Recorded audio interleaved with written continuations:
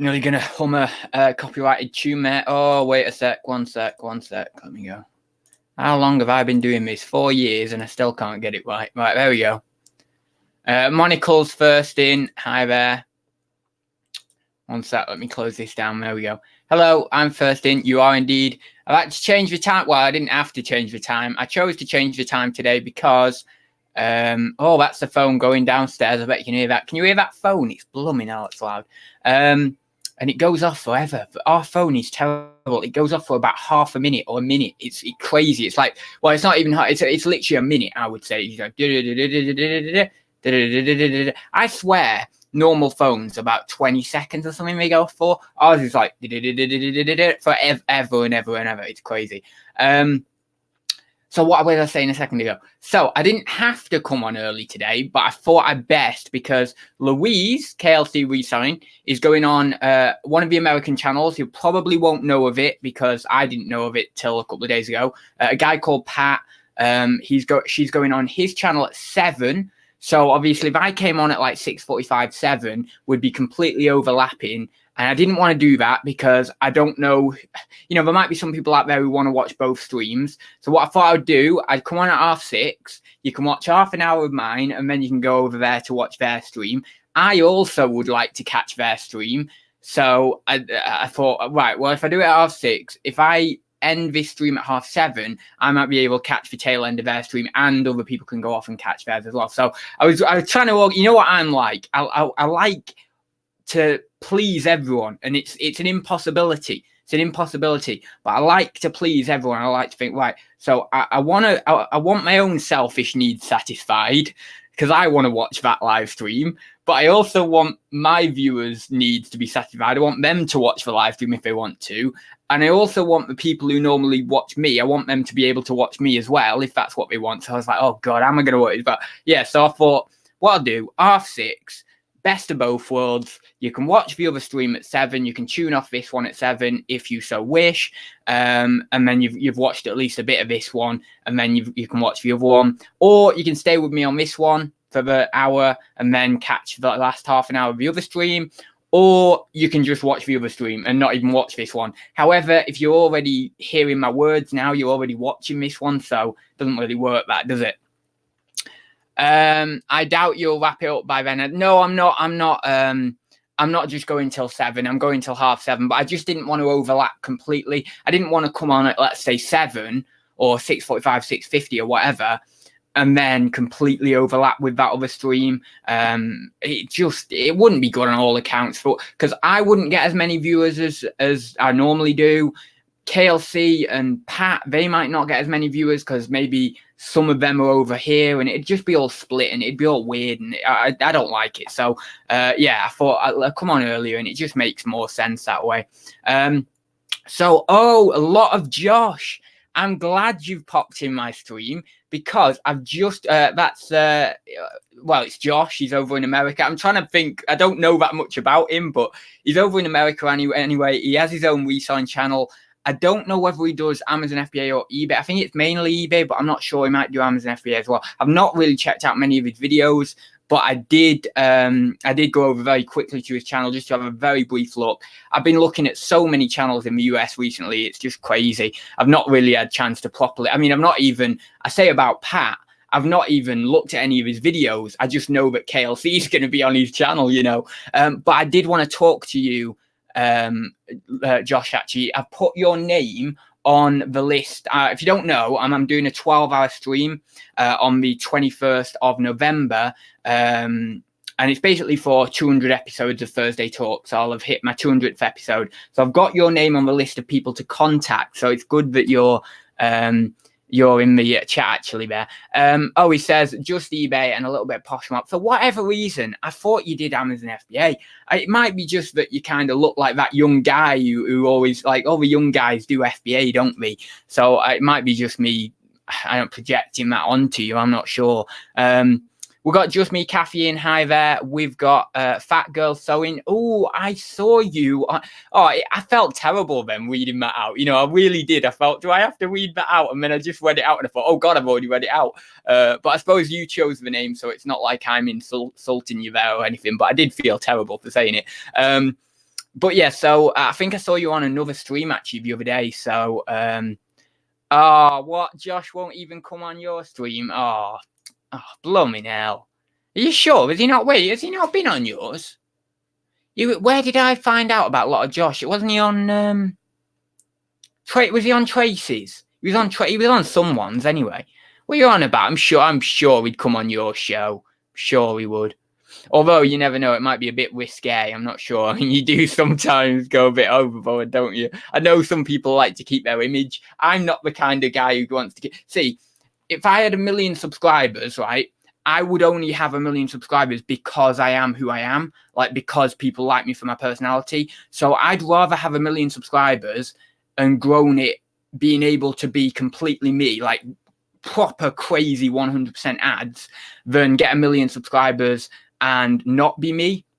So when I get, let's say, when I get 1 million subscribers, I'm that confident, aren't I? But if I ever get big like that, because I won't have any, let's say, social persona or idealized image to uphold, I could literally just get anyone on my channel because it wouldn't matter, because my image would be the weirdest image on YouTube kind of thing. So that's what I'm going for. I think that it's an allowance of self, isn't it? It's an allowance of me being weird. It's an allowance of my oddity. I try and be as crazy as I can, so then when people find me, I've actually talked about it before. It's a filtration system. This is what I do. My weirdness and eccentricity is a filtration system. I've touched upon this, but regulars will know about this.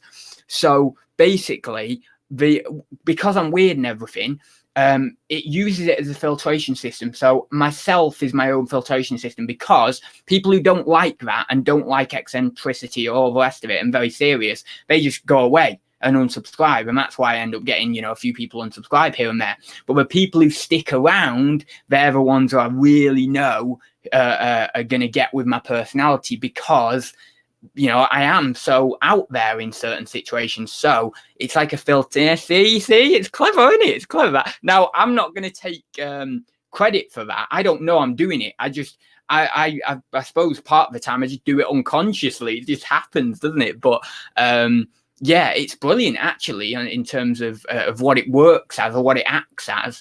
My own personality, it acts as this filtration system. It's brilliant. Anyway, who else have we got? We've got BCP. Thanks for joining, BCP. Pleasure to have you here as always.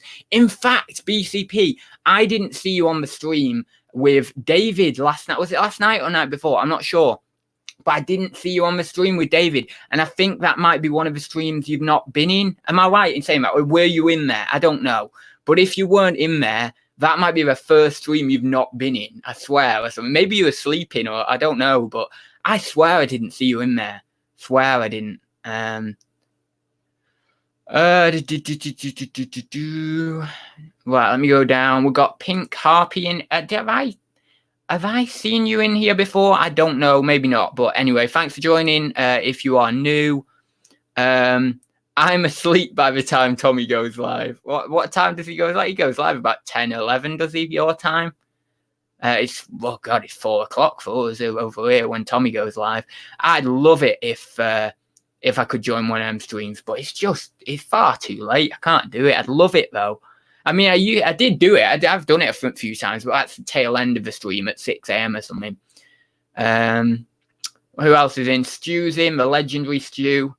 The super troll or whatever you want to call him now. I don't even know what that was about, by the way. I was trying to look for the Instagram post because I was so excited to try and find out what this gossip was. But I couldn't find the Instagram post because I didn't know the name of the person who did the post, or I only knew the first name of the guy who did the post. I've forgotten it now. But I would have loved to see that. That would have been funny. It's some sort of hate post or something. And it just would have been funny just to have a laugh at, really, because we all know Stu. He's cool, Stu is. And I always laugh at his funny comments on it. Like the other week, he was throwing golden comments out when I spilt my tea and when I was putting my socks on. Oh, it was brilliant. So, yeah, I don't know what that post is about, but I would have liked to find it just to have a laugh at it, really. Aziz in the chat. Hi there, Z. How are you all? Well, I don't know about everyone else. They seem okay. No one's complaining or anything in the chat. But myself, I'm pretty good. So, yeah, I've got my hair gelled up. I got my leopard print on. And actually, I'll take my coat off. Again, coat's on, as always. I was doing some editing and stuff, so I just leave my coat on like crazy. I don't know why. But yeah, I got my leopard print on, and then I've got another shirt underneath it. That's why it's got white sleeves, but it's not actually got white sleeves. This is another top underneath it. But actually, well, it's not on there. I'll have to pull these up a bit.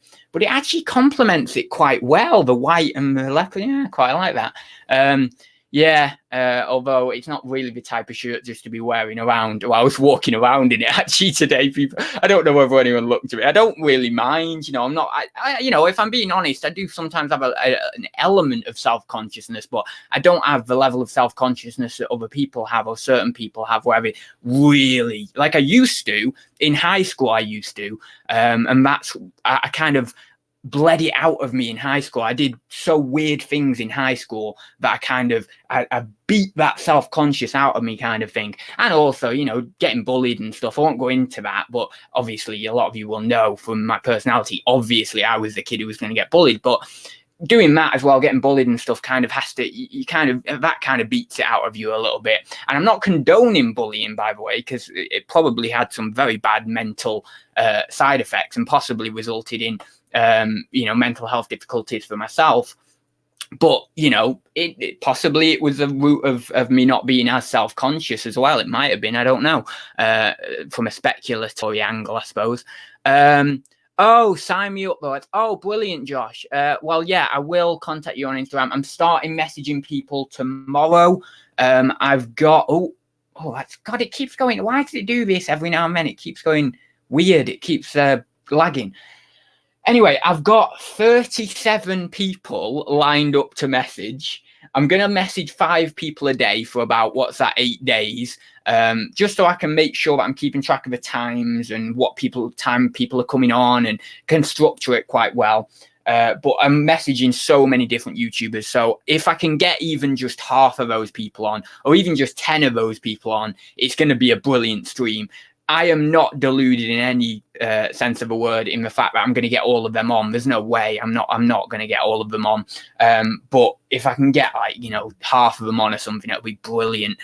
Just having all those different resellers on one stream. We can chat a bit about reselling. We can get to know each other a little bit. Whatever, there might be people on the stream where we might not know each other, so we can obviously get to know each other a little bit and just have a bit of a chill as well. We can also get some work done on the stream. I'm actually going to take a load of photos the day before the stream, because obviously I'll just be sat in front of the camera for 12 hours, and I'm not really wanting to waste that time just sat here. I mean, I don't really class it as wasting it, because to be honest, I'll be talking to people I love, but you know what I mean? In terms of work, I don't want to just waste it. So, so I'll get a load of photos done the day before, and I can be doing a little bit of listing here and there. Because obviously there's going to be lulls on the stream. Because what I suspect will happen is naturally people get lulls in the day, don't we? Lulls in energy and stuff like that. So I think that certain parts of the day, especially when maybe we've not got as many guests on and stuff like that, I'll lull a little bit. And then obviously in that little lull, maybe I can be doing a little bit of listing. Maybe I'm not talking as much. Maybe I'm not as verbal, because I've not got the energy to keep up 12 hours of being incredibly energetic. And this is the good thing. You're going to see me completely genuine, because you're not going to see, let's say, just one side of me. You're going to see all of the different sides. It might not be pretty. I don't know. There might be sides where I get a little bit annoyed, or a little bit this, or a little, because it's 12 hours. So you're getting a real big chunk of what I'm like genuinely in the days, So that'll be really cool to actually see all the different sides to me, because obviously throughout the years on videos I've kind of shown all the different sides to me, but actually to get it all in one video, and all the different ups and downs. But we all experience, throughout the day, sometimes we're annoyed, sometimes we're happy, sometimes we're sad, sometimes we're this, maybe not all in the same day, but certainly if we were to average it over a month or so, you could see on certain days we're up and down, up and down. For me, I think it's a little bit more frequent with my emotional swings, but I don't know. It'll be just funny to see anyway. I question your weirdness ads due to you being so aware of it. Please discuss. Right. So I I can't really define it, right? So it's a natural tendency. It's a natural, spontaneous tendency within me to do it. Now, there's two types of weirdness I display, really. There's controlled weirdness, and which is like comedic weirdness that I literally, like, if I'm being honest, and this is me genuine, and I'm not honest all the time. I don't profess to be someone who's honest all the time. I sometimes tell lies. I sometimes do this. I sometimes do the other. I'm human. I'm not perfect. I'm not gonna say to people, you know, I'm this incredible, heroic, saintly guy, and everyone knows that of me. Everyone knows that of me. As I said in the previous ad show, I'm a flawed human. So anyway, so there's this kind of level of controlled weirdness, kind of show. I would associate it best with a showman. So, you know, like, let's say, I don't know whether this is a fair comparison, but maybe Eric and Ernie or something. You know, all these like shows in the 70s where they'd play it up and they'd be bold and they'd be big and they might be a bit weird. There might be some people on there who would be a bit weird. You know, different shows and stuff like that. That's one side of it. But then there is also another side of it, which I could say I am consciously aware of, but sometimes I'm actually not consciously aware of it until after it's happened. It's odd. So I'll do it just naturally, just spontaneously, and then I'll think, oh right, yeah, that was a bit weird, wasn't it? That what I was doing just then. Like, you know, many people do that. Many people have that.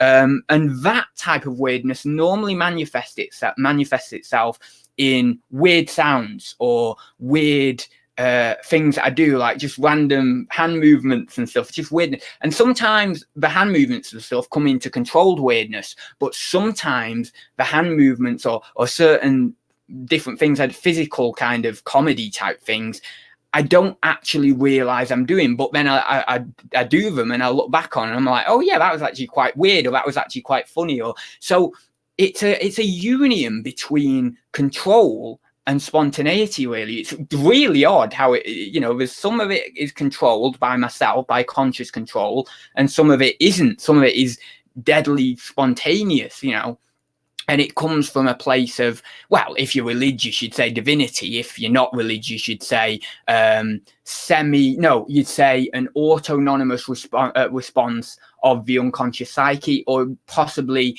if you don't believe in, let's say, more analytical psychology, you might just say it's a neurological kind of thing in your brain that you're not consciously willful of or in conscious control of. Take your pick, doesn't really matter. For me, I'm a little bit quirky, a little bit mystic, a little bit kind of parapsychological and stuff like that. So I always like to lean more to the divine side than the scientific side. Just my personal preference. If you want to lean toward the scientific side, go for it. I actually do like to look at things both scientifically and religiously and combine the two and see where they can maybe fit in together and stuff. It's something that I very much enjoy within philosophy. But I won't get into philosophy. I'm going to go down the chat now and get a few other questions up before I ramble. You see, I'm okay today. I'm all right. That image tonight adds leopard print and red velvet, very glam rock. Oh, yeah. Oh, yeah. Well, I didn't think about that. But yeah, it kind of is, isn't it? So, yeah, it's odd.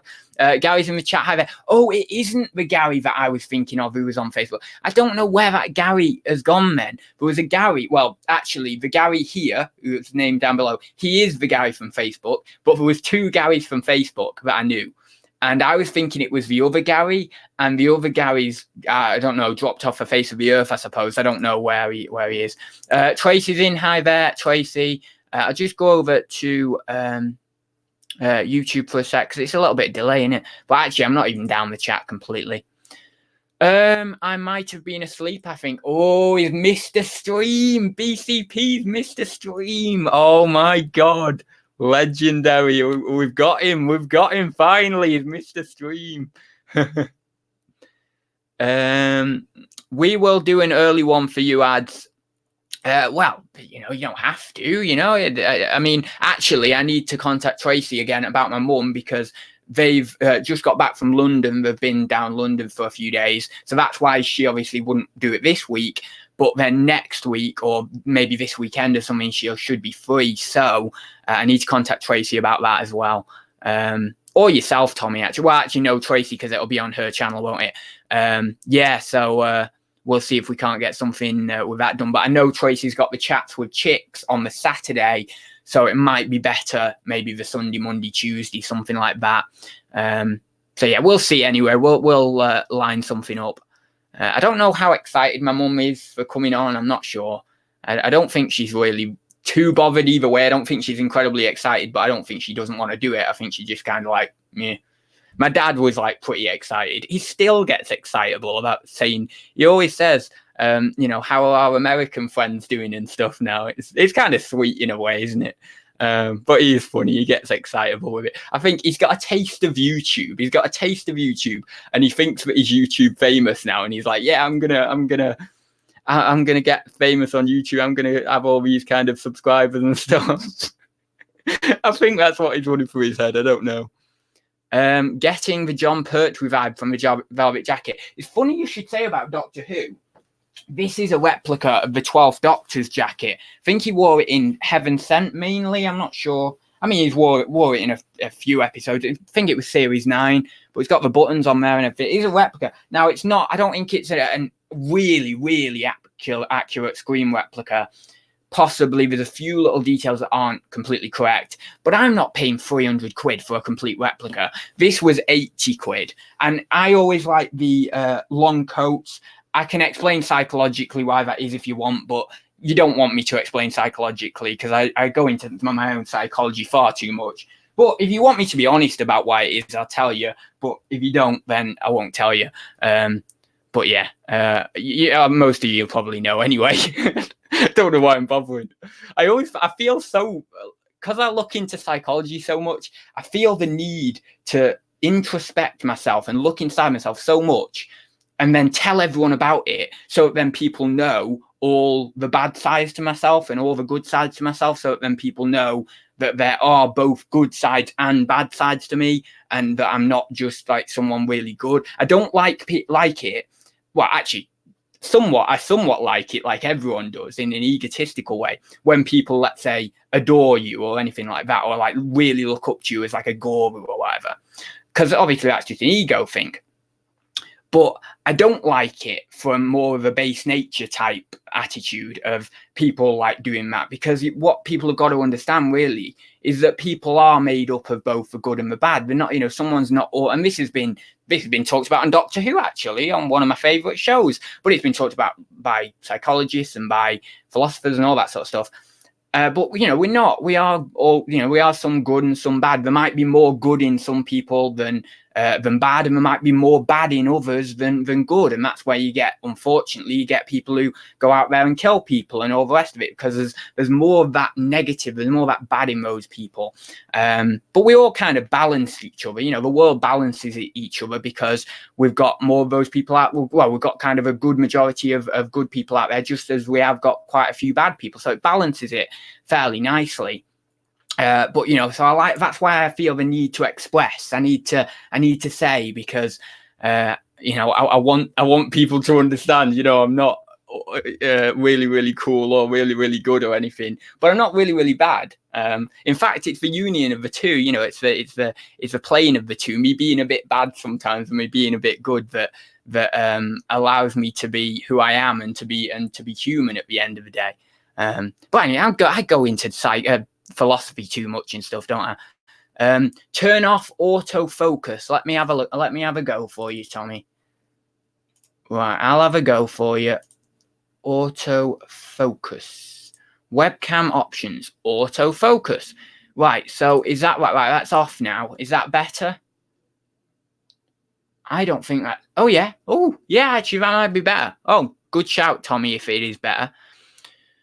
I'm strapping myself in for this ride. Well, don't forget, actually, I'm going to go on Pat's channel now and get the link to Pat's channel, because don't forget, it's 7 p.m. if you want to go and see KLC, or as Andrew says, as always, I've put Pat's, not Pat. Pat D. As Andrew affectionately calls her, KFC is going to be on. Have I muted it? Yeah, I've muted it. Is going to be on. 1 second, I'm putting it in the chat.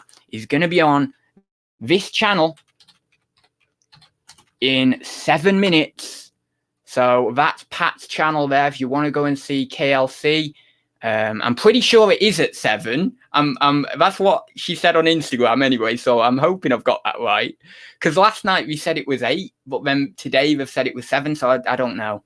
But we'll see. That was a shock. I thought I was watching an Austin Powers, but yeah, I suppose I have that kind of vibe, don't I, today? Austin Powers, Richard Hale says that. You know, I always get mixed up. Richard Hale and Richard Payne, that's it. Payne, Richard. I always get them two mixed up. I don't know why. I feel terrible getting them all mixed up. Right then. Aston Powers. Oh my god, that's brilliant. Right then. I need to clear my schedule for those 12 hours. Well, whatever time you can pop in, Kathy, it doesn't matter. You know, obviously what we're going to get is we're going to, just like I said with the energy before, I'm going to get lulls in my energy. We're going to get lulls in viewers. It's just, something that's going to happen. We might start off at 8 o'clock. Well, actually, we probably won't start off at 8 o'clock because maybe some people will go to work and stuff. But we might start off with quite a few viewers. And then throughout the morning, it kind of, it might go like this, maybe it goes down a bit. And then it might peak a bit more like early mid-afternoon. And then when we get into the evening, it'll start rising again. And towards the end of the show, we might actually have the most viewers because luckily the end of the show finishes at 8, doesn't it? 8 p.m. And that's prime time really for YouTube. So for reselling scene anyway. So, we might actually find out that we've got more viewers at the end than we did at the beginning. But it's just going to be, I don't know what you can see, but I'm radiating. I have to keep my excitement low because I'm so looking forward. I really am. I'm so looking forward to it. I've got an announcement coming on the ad show on Saturday surrounding more details about it. So it is at the start of the video. I'm worried that some people are going to skip it because they're going to be like, oh, I can't be bothered watching this. It's just nonsense talking, advertising or whatever, talking about something at the start of the stream, but at the start of the video. But don't skip it, please, because it's important. It's an important announcement about the 12-hour stream. I know my regulars won't skip it, but I have a feeling a lot of people are going to skip it because they want to get into the video kind of thing. But it is important. It's interesting. And it'll give you a bit more information about the 12-hour stream and about what we're doing centered around it and what's happening with it, really. So, yeah, that'll be cool. So that's coming on the ad show on Saturday. And we've got another cracking ad show on the week after. I've just started editing it today. It's a good one. I'm excited for it. I'm loving editing these shows. I really am.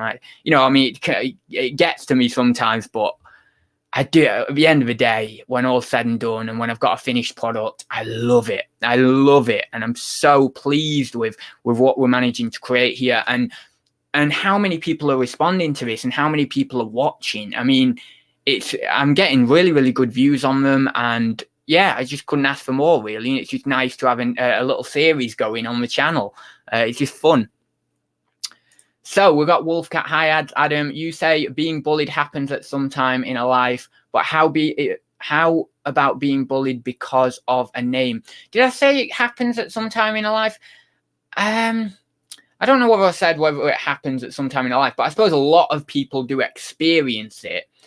Maybe I did say that, but I don't think everybody experiences it, but a lot of people do experience it, don't we? But you could even class it as in a very small way, maybe everyone experiences it in their life. But how about being bullied because of a name? So do you mean like yourself or someone else has got an unusual name and then you get bullied for it? I had that in high, not with myself. Oh, well, kind of with myself, but or maybe, a lot of other people in my high school were bullied because of the names and stuff. And it's natural for the young kids, with all that testosterone and all that kind of stuff going on in the heads, all those hormones, to try and use a bit of comedy and stuff and pick on the weak, let's say. And although it's a natural thing, it's not a nice thing to do. It doesn't mean it's a right thing to do, but chemically what's going on and stuff, and as I say, the testosterone and stuff, that's what happens. It's almost Darwinian, isn't it, in a way, like survival of the fittest. Was Darwin survival of the fittest? I think he was. I'm not sure. It might be someone else. Correct me if I'm wrong. But yeah, it's kind of Darwinian in that way, isn't it? And Yeah, I had a few names. I had peg leg was one because of my cerebral palsy, hemiplegic spastic cerebral palsy. Spastic was another, obviously. Spastic, hemiplegic spastic cerebral palsy. So I am actually officially a spastic. So if everyone wants to call me that, I'm not bothered. Names don't hurt me. I've been through all that sort of stuff. Not that any of you ever would, but, I'm just saying, it doesn't bother me. So if you want to, it's fine. It's just banter to me, really. So yeah, spastic was another. Specky Four Eyes, of course, the classic. And I almost got a bit of Stockholm syndrome, if I'm being really honest here. There was this one guy who used to I used to work in the school library. Again, I know. I just asked for it. You work in the school library. Okay, yeah, well, you've got glasses. You work in the school library. You're a bit of a geek or a nerd. Well, I mean, I wasn't really a nerd. I didn't really like school that much, actually. But, people categorized me in that way, or stereotyped me in that way, even though I wasn't very intellectual. And well, I was okay. I mean, it just wasn't brilliant. I wasn't like top of my class or anything. But yeah, so there's this one guy who used to, every time I come out of the library to go to the toilet in my lunch break, he'd wait for me, and it was like a predator-prey relationship. I was a prey, of course. I loved it. It was almost exciting, it was almost, it's a game. But at the end of the day, it was bullying, and that was the bully that I liked the most. Some of the other bullies I didn't like, who were a bit more aggressive with it. But that bully, we had kind of a mutual understanding, like there was a bit of a game within it. There was a little bit of a game there. But as I said, there were some other bullies who were clearly, really out to get me and a bit more harsh with it. But he used to chase me to the toilets. And then if I actually got into the toilets, he would lay off. He wouldn't like come into the toilets or anything. So it was like that little understanding, like a little game. So can I get to the toilet before he catches me, and you're not allowed to run in school as well. I used to run everywhere in school. I used to love it. And people and then when you've got, it's so good. It's so, God, it's so good. So good. I remember it. You used to, people would be running after you and stuff, and there'd be loads of kids in these small little corridors that you have to go through. Quadrants. You had quadrants, right? And then you have little corridors by the side of the quadrants to get to the next quadrant.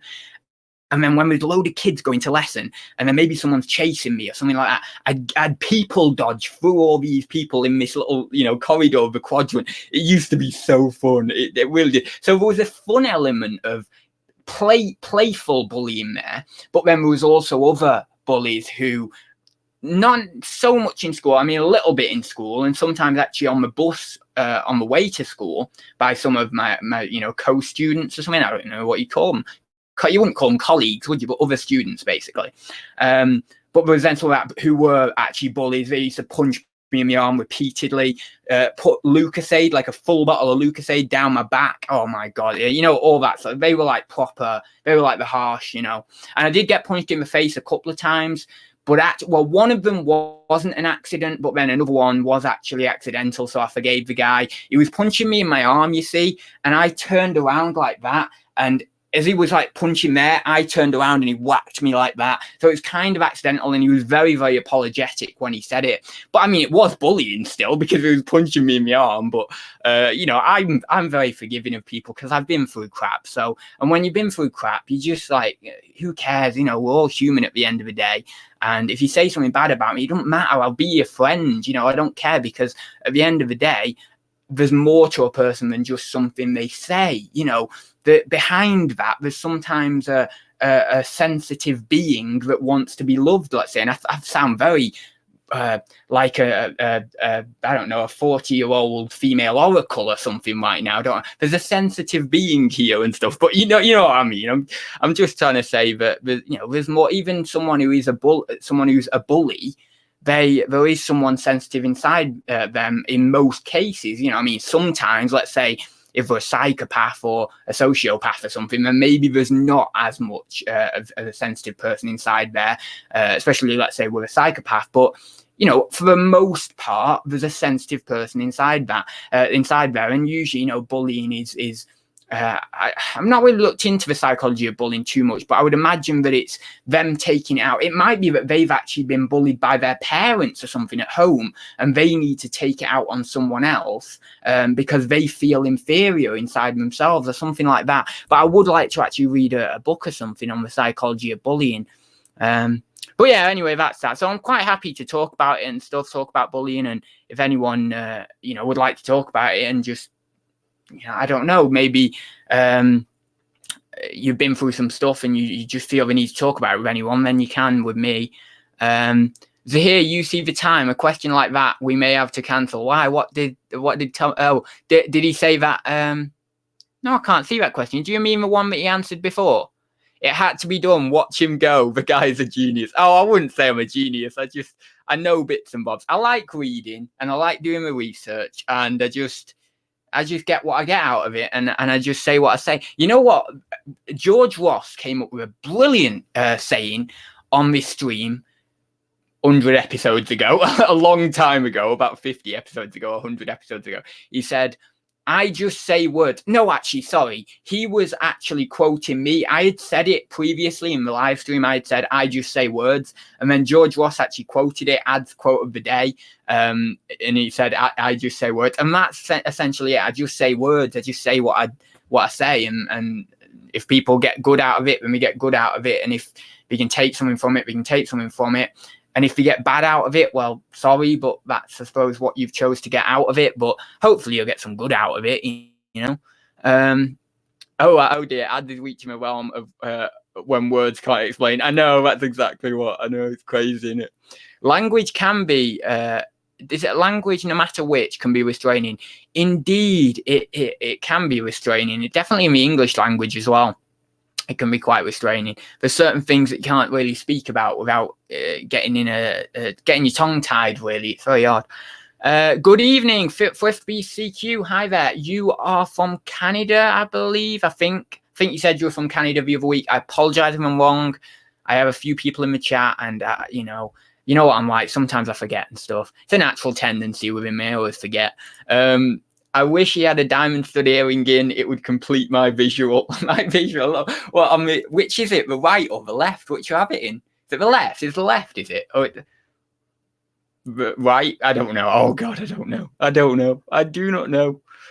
I don't know. He might not be down the chat. He says. I don't think I am down the chat. No, I'm not down the chat. Mads, I hope BCP doesn't start calling your mum that. Oh my, no. I'm actually thinking I might just start calling them mums rather than Mads. That just Tommy thought of it, I think, or someone. I don't know, but yeah, someone said Mads, call your mum Mads. It does work in the sense of dads adds Mads. It works in that sense. That's why whoever thought of it, I think it was Tommy, kind of went for it. But it's a little bit insulting as well, like Mads, like, my mum's not bothered really, but, I'm not going to say that. So, yeah, mums, M-U-M-Z, I'll probably go with. Obviously, in US, it's mom, isn't it? It's M-O-M. So that would be moms. Although, actually, when I've heard a lot of Americans pronounce it on television shows and films, they usually pronounce it like almost mum. It's almost mum. It's a very subtle difference in pronunciation, really. I'm 100% good. My mum told me. What? I'm sure there's some comedy in there, but it's gone way over my head, Stu. I'm not very good. I've not got much common sense, as you know, so it's probably gone over my head. BCP's put Pat's link in as well. So if you want to go over there, please feel free to go over there. I will be going over there in a little bit as well. Yeah, it'd be nice to see KLC over there and hopefully learn a little bit more about Pat as well. In fact, I really should add him to my list, but I'll watch his stream first, get to know him a little bit better, or at least feel as if I'm getting to know him a little bit better, and then put him on my list. Right, who have we got in here? Oh, Deep Fried Deals is in. Hi there. That leopard print is blinding. Well done. Blinding, really? Is it? Oh, I don't know. I suppose it is, but I would have said, I wouldn't have said it's subtle, but you know, it's not like radiating brightness or anything like that. But maybe you mean blinding in a slightly different way than just brightness or luminescence.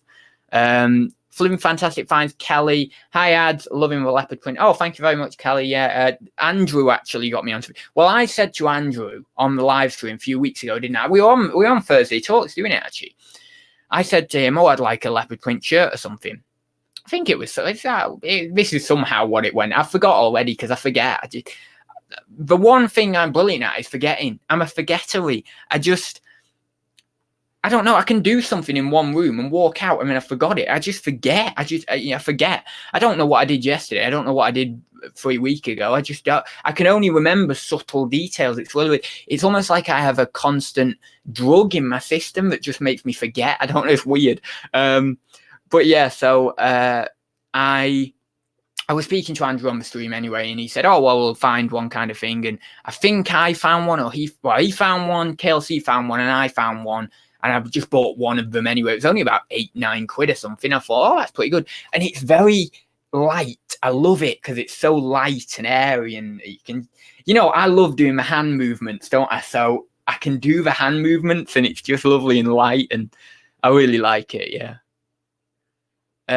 What's happening? Is today the 24-hour stream? No, it isn't, Kelly. There's an announcement coming for that on the ad show on Saturday. On the first 5 or 6 minutes of the ad show, this next one, there is an announcement coming about 12-hour stream. It is on the 21st of November, I'll tell you that much, and it is still happening as far as I'm aware, from, as long as nothing bad happens or anything and I can do it and all the rest of it, then we are on for it. And I've got many people, including yourself, who I need to contact to see if they'd be willing to come on. So do look out for a message from me, Kelly, in the coming days. I'm messaging so many people. As I say, if people don't want to come on, if you've got other commitments or anything like that, I've accounted for that. It's completely fine. I'm sure we'll at least get a few people popping in on the day, and that's more than I could hope for, really. So yeah, and if not, you know what I'm like. I can talk, so we can keep this going for a while just by myself. Oh, is Shazad in? Where is he? I can't see him. Oh, there we go, Shazad. Hi there. Nice to have you in, Shazad. And David's in. Hi there, David. So yeah, I was on David's stream last night, which is very nice. And he's got a trivia stream tomorrow, actually, hasn't he? Right. Let me have a look. I'm so far down the chat. I'm just trying to keep up with what everyone's saying. We'll just have to kind of see what I can do if I can get down to the bottom of the chat. It was the older kids that bullied me. Yeah, it was similar for me. There was a few people in my year who bullied me, but there was also, so that guy I was talking about who was chasing me to the toilet from the library. He was 2 years ahead or 1 year ahead of me. Now, funnily enough, I had a very, very glorious period in year 7. Beautiful period I had, in which I kind of befriended a lot of the year 11. So we're 5 years up. So I was 11 and they were 11, 12, and they were 16 or something. And I've got so many pictures there's pictures on YouTube of me. If you type in, let me see if I can type it in here. Rudheath High School, 2007, was it?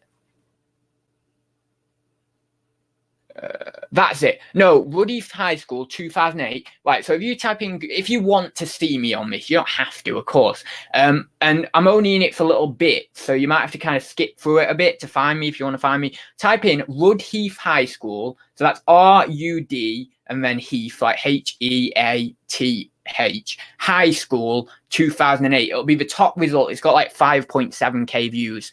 And it shows me actually being like a bit of a gangster with the year 11, like trying to be a bit of a gangster with the year 11s. And they befriended me loads. And I used to hang around with the year 11s and they used to be so awesome. There was a guy called Big Razor John. That wasn't his real name, obviously. That was his nickname. There was a guy called like Jamie, I think. Like Jamie or something. There was a guy called Ryan. Oh, no, Ryan. Yeah, Big Razor John was Ryan.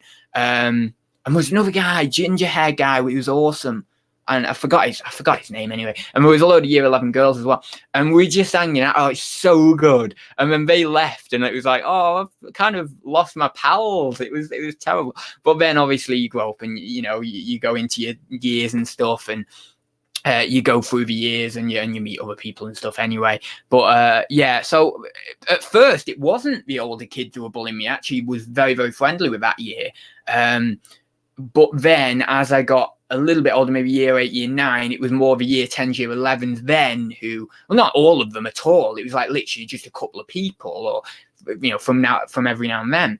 But yeah, then it turned out to be, and then a couple of people in my year, or a few people on and off from my year kind of thing, who were flickering between kind of mild bantery style bullying to more kind of somewhat serious bullying kind of thing. But yeah, that's just kind of how it goes. 10-year-old school bully picked on me. I gave him a good hiding. Total embarrassment. Funny it never happened again. Yeah, well, the thing is, I suppose, yeah, if I wouldn't condone it, but if you, let's say you did do that, if you could have kind of stood up to them in some sort of way. Now, teachers wouldn't say to do this. Teachers would say, don't tell a teacher, all the rest of it.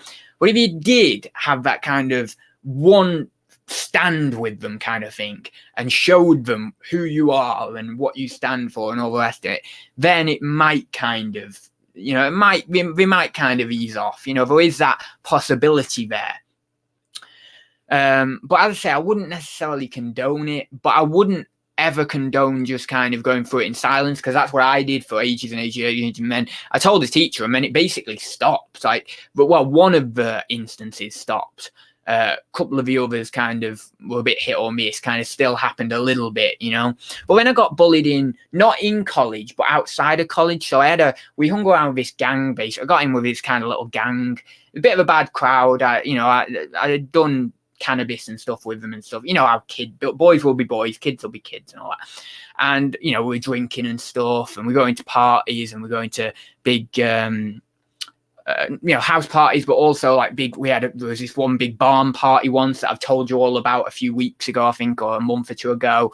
And, we're getting in that crowd, and they kind of knew that I was the omega, the weak link, the weakest person in the team, or in the gang. So of course, naturally, they then use me as a punching bag. But then I suppose their thinking would be that if they use me as a punching bag, well, I suppose this is very, very superficial thinking, and actually this is probably not what's happening psychologically, but they use me as a punching bag so that then they feel stronger, or feel that they can become stronger in the process. But there is some actually rather more deep psychology to that that I won't go into now, because I don't know, I've not looked into it enough. But if I had the chance to maybe look at it for an hour or two and sort of plan my thoughts around it, I could actually see that there's probably more going on within their psychology than just that.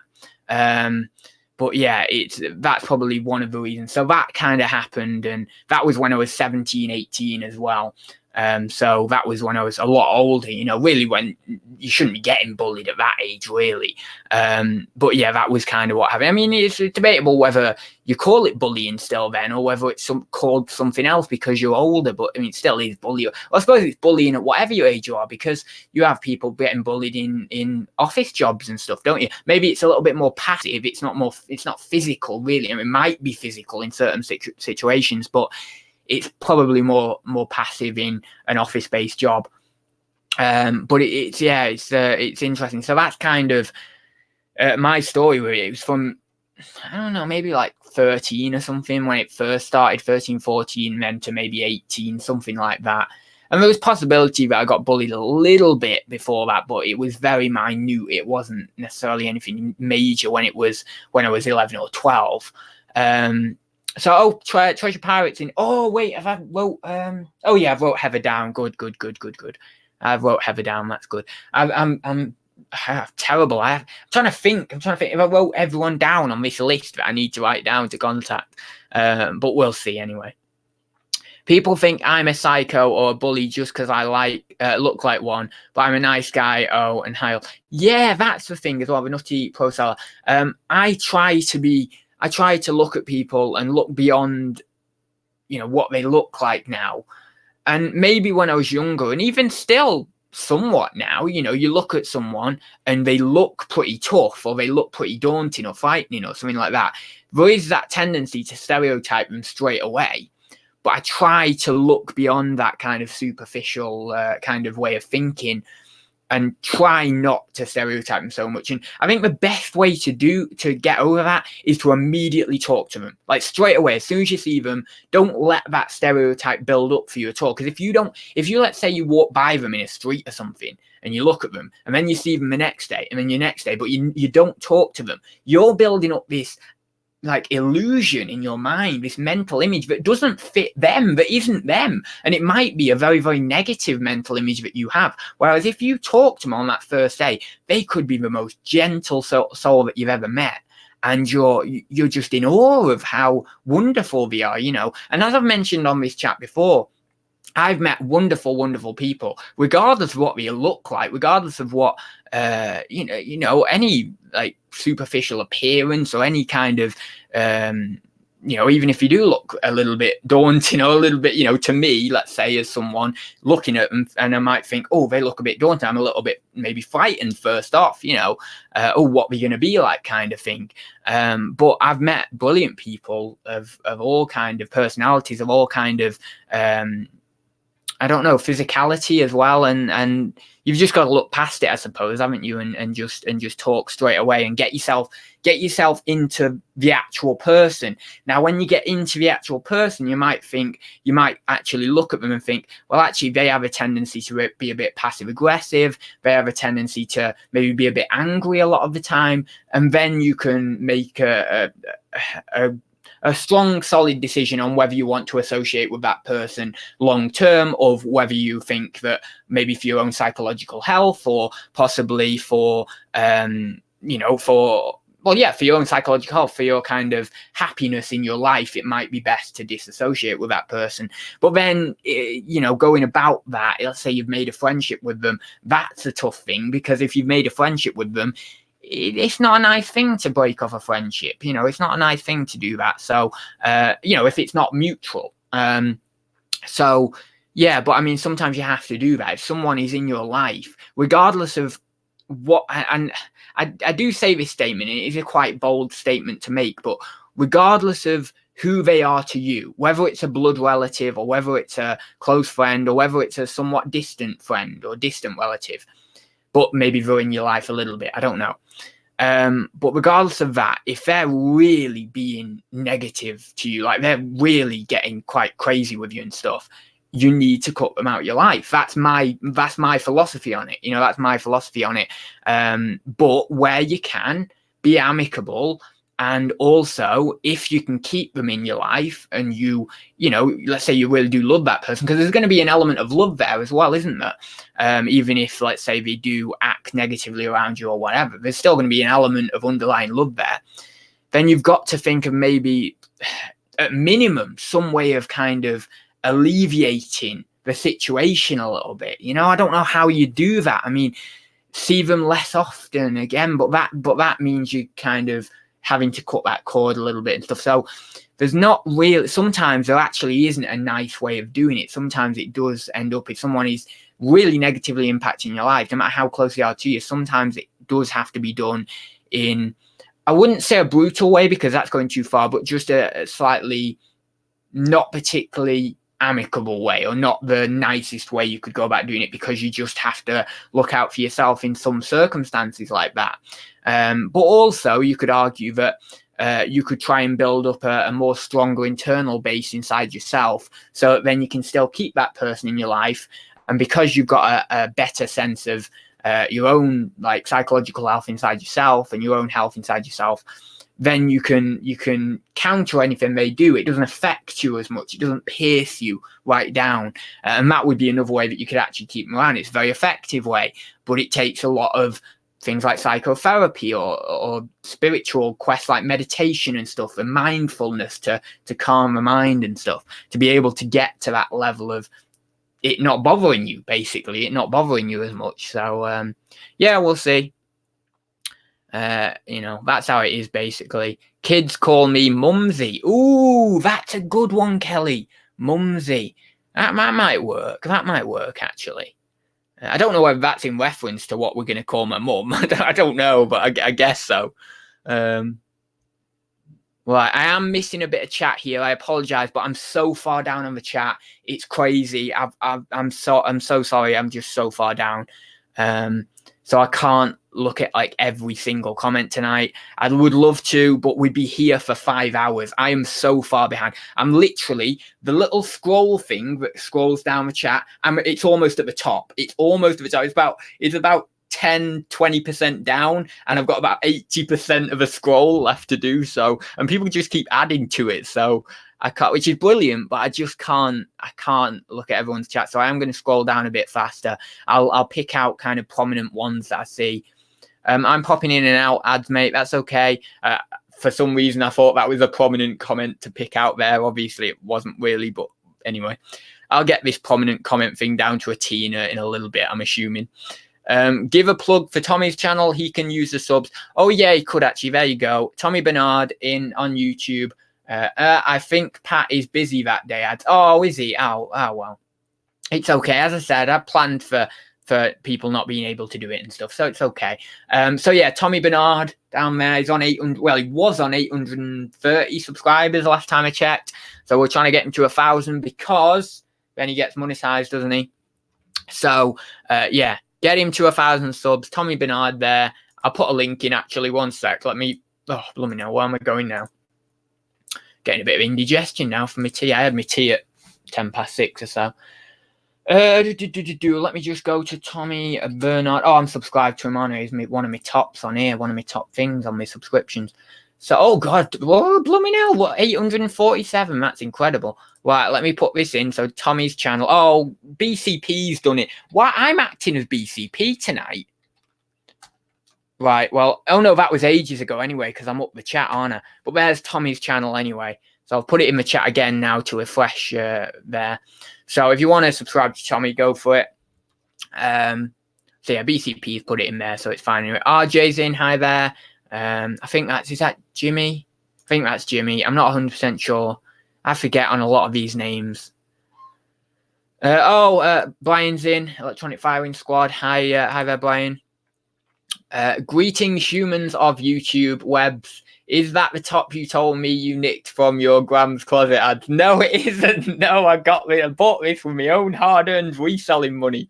Yeah, I can say that as well. I love saying that. The last 4 years of doing this, I love saying the fact that I can pay for things with my reselling money. Now, I know it's just the same really as if you've got a job, a paid job. It's your own money and you're buying things. But when I had the job at the auction house, it never, and I've touched on this before, but it never felt like my money. But now it really feels like my money with reselling. So when I buy things, and obviously I've bought things for years with my reselling money, but I always think to myself, oh, it's so cool to be able to do that, whether it's food or whether it's clothing or whatever it is, it's just so fun.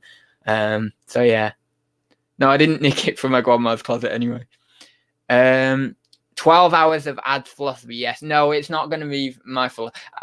The guests are going to have to keep me on track and make me not do philosophy. So, I mean, I will do a bit of philosophy. I'm not going to deny myself that because I know I will. So why would, it's pointless me saying, there's not going to be any philosophy in the chat because I know I'm going to stray. Especially if maybe at one point in this live stream we don't have a guest on and I'm just sat here talking to the chat, but also kind of just having a chat with myself. So yeah, I might do a bit of philosophy, but it won't be 12 hours of it at all. So yeah, as long as guests keep me on track a little bit. True, I came for the entertainment and I stayed for the popcorn. Is that the wrong order? I came for the popcorn and stayed for the entertainment. No, that's the right order. You've got it in the right order, haven't you? It's me getting it in the wrong order. Hi all, YouTube being glitch as F at the moment, as can't reply to people's comments. Is it? Everything's glitching.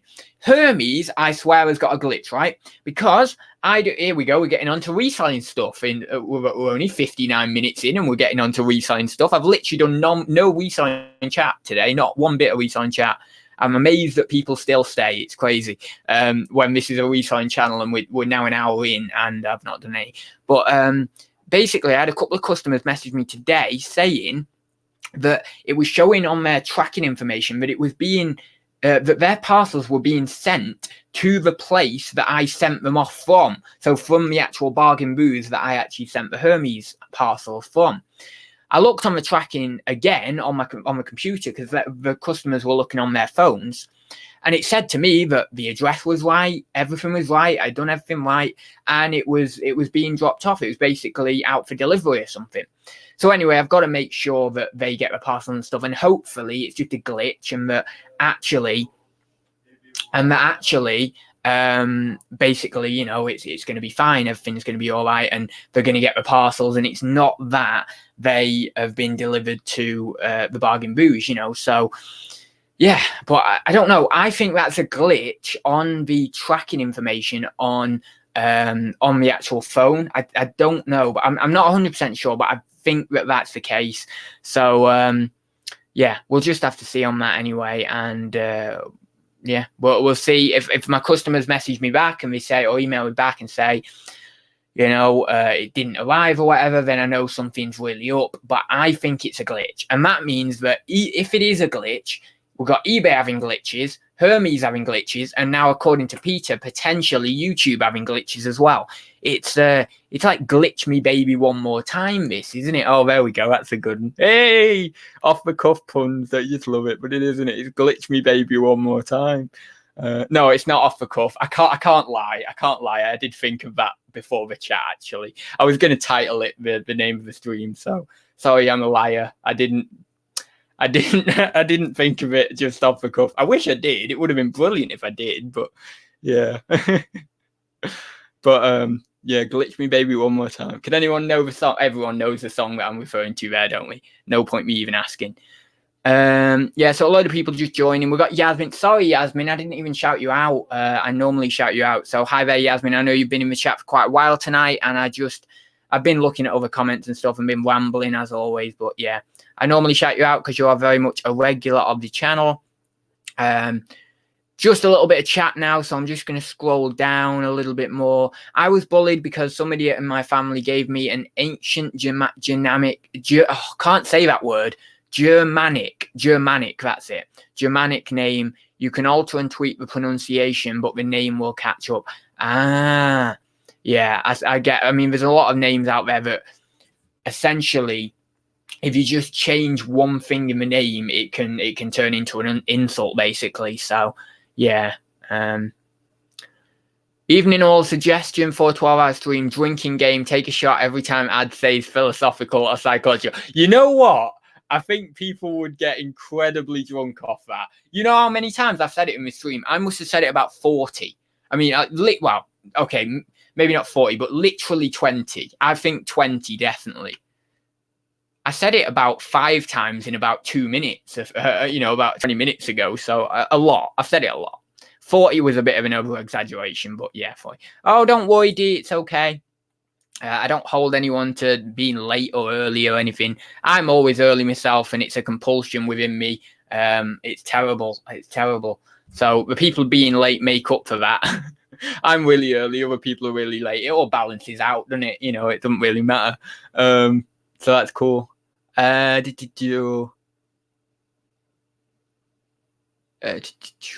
good, busy too. Trying to get around eBay glitches, etc. Yeah, I've been doing the whole eBay glitches with the item specific. I need to go in item specifics. Yeah, I need to go in still and do some other bits and bobs. I've only done about 60 of my listings or so, but they were only the ones with the red marks. You know, the little what do you call it? The little red marks with the little, what do you call it? Exclamation mark. That's what I'm trying to say. Yeah, they only about 60 of my listings, maybe 70, had the exclamation mark on. The rest were okay. The rest had recommended the rest had all the required specifics on, but obviously they may not have recommended. But I'm not gonna go through and do all the recommended. You know, I've not got all the time in the world to do that. I'll do the required. You know, but yeah, so I did that. I need to go back in though, because I know Tracy and I know other people. Bex actually on the working hangout with KLC last night said that she had to go in and do the ones even. I think it was Bex, or was it someone else? It might have been someone else actually, but someone said it could have been Bex that they had to go in and do the ones that didn't have the exclamation mark by them as well. I know Tracy said it, but I'm sure there was someone else other than Tracy who said it as well. Set your boundaries with people. If they keep pushing your boundaries, cut ties. Exactly. But again, Kelly, I suppose it's when you do it, you know, it's one of those things that you've got to kind of judge it. And especially if it's someone really, really close to you, there's got to be an element of leeway for a little bit.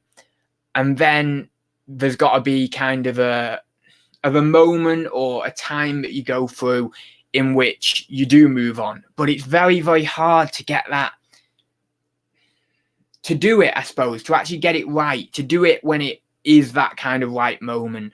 And I don't think you can ever really do it when it's 100% right. You've just got to go for it. If it's something that is, you know, if there's someone in your life who is really being negative and they've been negative for a while, you might not know whether it's the right moment or not, or whether you're doing the right thing, but you just kind of sometimes have to go for it as well. So, but I think that there does have to be some level of give and take. You know, there has to be some for a little bit, especially if it's someone really, really close in your, you know, in your life.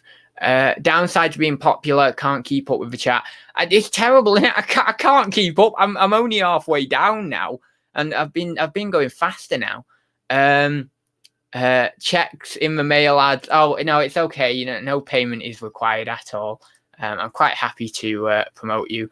And I've got you on my little featured channels, haven't I, as well? So, yeah, I've got that. I need to update that little squad thing as well. You know, the little squad thing I've got on, well, is it on my little featured channels list? I need to update. But, well, I updated it a couple of weeks ago. But the thing is, I don't want, like, 1,000 people on there. I mean, I know you can't have 1,000 people on there. I think it limits you to maybe 20 or something. But I don't want loads of people on it. I want just a nice select group of people. You know, at the moment, I've got Tommy on there, I've got Tracy on there, I've got Mel on there, Sparrow's End, of course. I've got Steve Green on there, Zahir on there. They're like the people who I watch the most. As Tracy would say in her language, they are my favorites, you know. So, and that's very much true. I watch Z, I watch Tracy, I watch Tommy, I watch Mel, well, occasionally, not as much, but I talk to Mel a lot as well off YouTube and stuff. Who else do I watch? I watch Steve, although saying that, he's not really put out many videos recently, has he? Put that I'm Back video out, but I think that's about it. He might have done another one last few days, I'm not sure. But yeah, so I try and keep it to people like I'm watching, and I don't watch that many reseller channels. I just don't. You know, there's far too many to be able to watch more. You know, I just gravitate towards the ones that I gravitate towards. Oh, KLC's on there as well, and Money Mental's on there. I watch them two channels, and I watch a few Americans. I'm getting into a few of the American channels, not the big ones. I had a very big period of watching Lonnie for quite a while because his content's awesome, and the daily bit. Well, I don't think the daily anymore. We might be once every 2 days now. I'm not sure, but when he was doing dailies, I got so absorbed in them, and I used to love them. So I've had my, I watched Golden Finger Picker and Craigslist Hunter in the glory, or what I would consider the glory days, about 2-3 years ago, when we had the kind of tail end of Picker's Church, the Reseller Pulse, and then when Michael was on as well, video game guy is what I'm trying to say, video game guy Michael Pierce, who unfortunately went through that. He got a incredibly rare condition or disease, I'm not sure. I think condition was what it was. He got an incredibly rare condition, and unfortunately, I don't know, he's not done any videos yet for a while. He did update us on his channel about a year ago or so, and I was following his updates, but then he just went away again. So I hope he's okay. He's about he's about 2 years older than me, I think, 1 or 2 years older. So he's a young guy, and he knew what he had his head on his shoulders. He had his head screwed in, he knew what he was doing. both in business and just in life in general. He was like, you know, people say I'm, you know, old for my years and stuff, but I thought, bloody hell, that guy, you know, he really is. And he's, you know, he was like 23, 24 at the time he was doing, well, maybe 22, 23 at the time he was doing videos. And my God, he was intelligent. He knew what he was doing. So, yeah, so I watched all that in the glory days and stuff. And I watched Golden Finger Pickup. They did another show, didn't they? Oh, Reseller 6-pack was it? That was a bit later on. But I watched all them with glory days. So now I just kind of, I like the obscure channels. I like the small channels. I like to stay with the small guys because I like to support the small guys. And to be honest, not that the larger guys aren't genuine. I mean, Craigslist Hunter, really, really genuine guy. Lonnie, really genuine guy. All these people, there's a lot of big guys who are very, very genuine, and I won't hear a bad word spoken against them. But I find also a lot of the small guys are genuine, and there's also an element of community there. I know there's community with the big guys. I know that, but it's more of a tight-knit community. It feels nice and homely. It's like going to a lovely little cottage in the woods somewhere, all tucked away, all lovely, and you just feel so homely, and there's an open fire and all that. When you go to the smaller channels, that's what you feel like. You don't feel like you've got a big long list of commenters, you've got a big long chat, and you can't even get a word in edge. Is it edgewise or edgeways? Edgewise. Edgeways? Why do I always get these sayings mixed up? Every week when I try and do a saying like this, I get it mixed up. Edgewise. We're going to go with edgewise. And it's not the right one, is it? It's edgeways. It's edgeways, isn't it? Oh my God, is it? I've got to type this in. Edgewise. Oh, it's edgewise. Is it edgewise? Edgewise, it's edgewise. With the edge uppermost or towards the viewer. No, wait, that doesn't get a word in edgewise. That edgeways. It's edgeways. Oh my God, this is so bad. No, wait, they're both the same thing. They're coming up as the same thing. So I wasn't wrong, which anyway, I don't know. God, blooming English language, I tell you. Who was that person? Was it Wolfcat who said the English language is good? No, we said language is blooming hard or something or whatever. I can't remember. See what I mean? I forget so quick. So yeah, worked out a schedule for your all-day stream. Remind me when it is. It's the 21st of November, Peter. I'm doing that over the next week. I'm contacting many people, many YouTubers. I said at the start of the stream, oh, it's going blooming laggy again, for God's sake. Said at the start of the stream, I've got about 37. It might even be close to 40 now. It might be about 39 or something. Because I added a couple of people before the stream, actually, of people to message. It's crazy. It's absolutely crazy. If I get all of these people on, I mean, I know I won't. I know that at least a few of them are going to say no because they've got other commitments or whatever. But if I get a lot of, like quite a lot of these people on, it's going to be crazy. It's going to be. Remember on my 50th on my 50th video of Thursday Talks, right? Regulars will know this who've been watching for over 3 years because that's how long it was, or about 3 years ago. I said for the 100th episode, I'd love to do like a live stream or a video with loads of resellers on. And I never did it because I didn't know many Americans at the time. I didn't know like as many people as I know now. And it's funny how these things come back around, isn't it? And we're now doing it for the 200th. And my vision is finally going to become a reality after 2 years of thinking about it, 4 years of thinking about it. And it's just naturally come back around again without me really thinking about it too much, to be honest. And potentially this could become a reality, and it'll be absolutely brilliant to unite everyone in one stream. I mean, I don't want to take it away from Tommy or Tracy or anyone else who has united America, UK, Australia, all the rest of it, in the past and even presently. But it will be nice to unite them on, one long 12-hour live stream in such a way. It will be absolutely incredible. It really will. And so if we can, so my intentions are to get a few different people from Australia if I can. I don't really know that many of them over in Australia. I've been chatting to reseller Braun actually, so she might come on. I don't know. I don't know, but I'll extend the offer out, and if she wants to come on, if she's not got commitments, then that'd be brilliant. I'm gonna ask Rod as well if he'll come on. Maybe he will, maybe he won't. But as I say, I'm doing it. I asked loads of people, and we'll just see with it. Right, I'm going to go down the chat. Please check your Facebook message requests, which, as you know, they hide under the wheel. I've sent you a DM, need your advice. The only reason I won't have replied is because I don't use Facebook that much. I do go on it once a week or something like that. Sometimes even once every couple of weeks, but I don't go on it that much. So that's probably why I've not replied. So I will go over to Facebook for you later on and answer your question or whatever it may be. Oh, Sue's Curiosity Sue Curiosity Incorporated UK. Oh, I've not seen you. I thought when people were saying Sue in the chat, it was Sue's Pile of Shame. So that's someone new in there anyway. I like it when you talk philosophy. People seem to be on the fence about. Well, I think this is actually me. I think this is an inferiority complex within me, or something within me actually, because I think that people don't like it when I talk about philosophy, right? And I'm sure there are people. Don't get me wrong. I'm sure there are people. But I think that, I suppose, everyone doesn't like it when I talk about philosophy. But I don't think that's the case. I think, as you've said, well, clearly it isn't the case because you've said, and other people have said in this live stream, but I kind of have this weird, it's almost a psychological, a psychic splitting in one way when I talk about psychology or philosophy, because automatically I'm projected or I'm faced with this idea that I shouldn't do it. It's entirely bad because it's a reselling channel and it's not what people have come to see. So it's almost like I know it isn't as grand as a psychic splitting because I'm not thinking everything in my life is all good or bad, or I'm not thinking in that all or nothing way to all of my life. But in that specific realm, I do kind of see inside my mind the tendency to have that little bit of a psychic splitting. So I am aware of that.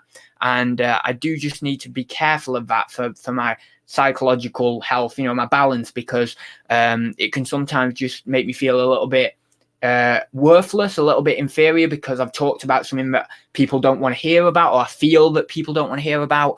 So that's something that I do have to keep an eye on. But it's, I enjoy it. I enjoy talking about philosophy. But that's why I'm trying to get back. I have just edited a video today for my philosophy channel. Quick plug. Armchair Philosophy. One sec. I've got to do it. I'm sorry. I know I'm plugging tonight. I'm plugging Armchair Philosophy. I only do a video like once a month, but I'm trying to change that. I'm trying to do it like once every week or something if I can. But it's just, life and stuff gets in the way.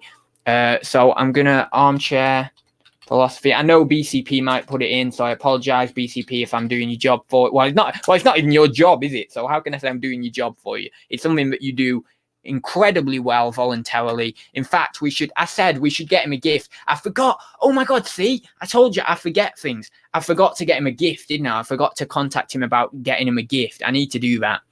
That is something I need to do. I'm going to write it down. And I know BCP won't like me writing it down because it means it might actually happen. BCP gift, boom, and then I'm going to write down Facebook message from, was it the Duchess or some username's Duchy of something, and Duchy anyway. I know because you've commented on quite a few of my videos, but I always forget your username. It's quite a long one. I might see it in the chat now. What's your dispatch, Hamad? It's been 3 days for quite a while actually, which is a little bit more than I'd like it. I am thinking of going, well, actually, I am going to go back down to 2 days now because the way it was working, obviously, well, I don't know whether people know, but my mum has got a new car. And of course, I use that device to drive with on the car. I don't have a, what do you call it? What do you call it? Lollipop steering device anyway. So I use that device and it costs a lot of money to get it fitted to a car. So that's why I, for the last 3 or 4 years, have drove like my mum's car with her. So, I just use it alongside her because obviously it costs a lot of money to get the device fitted in a new one, and then the cost of the automatic car as well, because automatics are more expensive and stuff. Anyway, so my mum's got a new car. So then what I've done is bought the car that she previously had off her, so that then I don't need to fit the device into another car. She gave it me at a good rate as well, obviously, because she's family, which is brilliant, which I'm very appreciative of.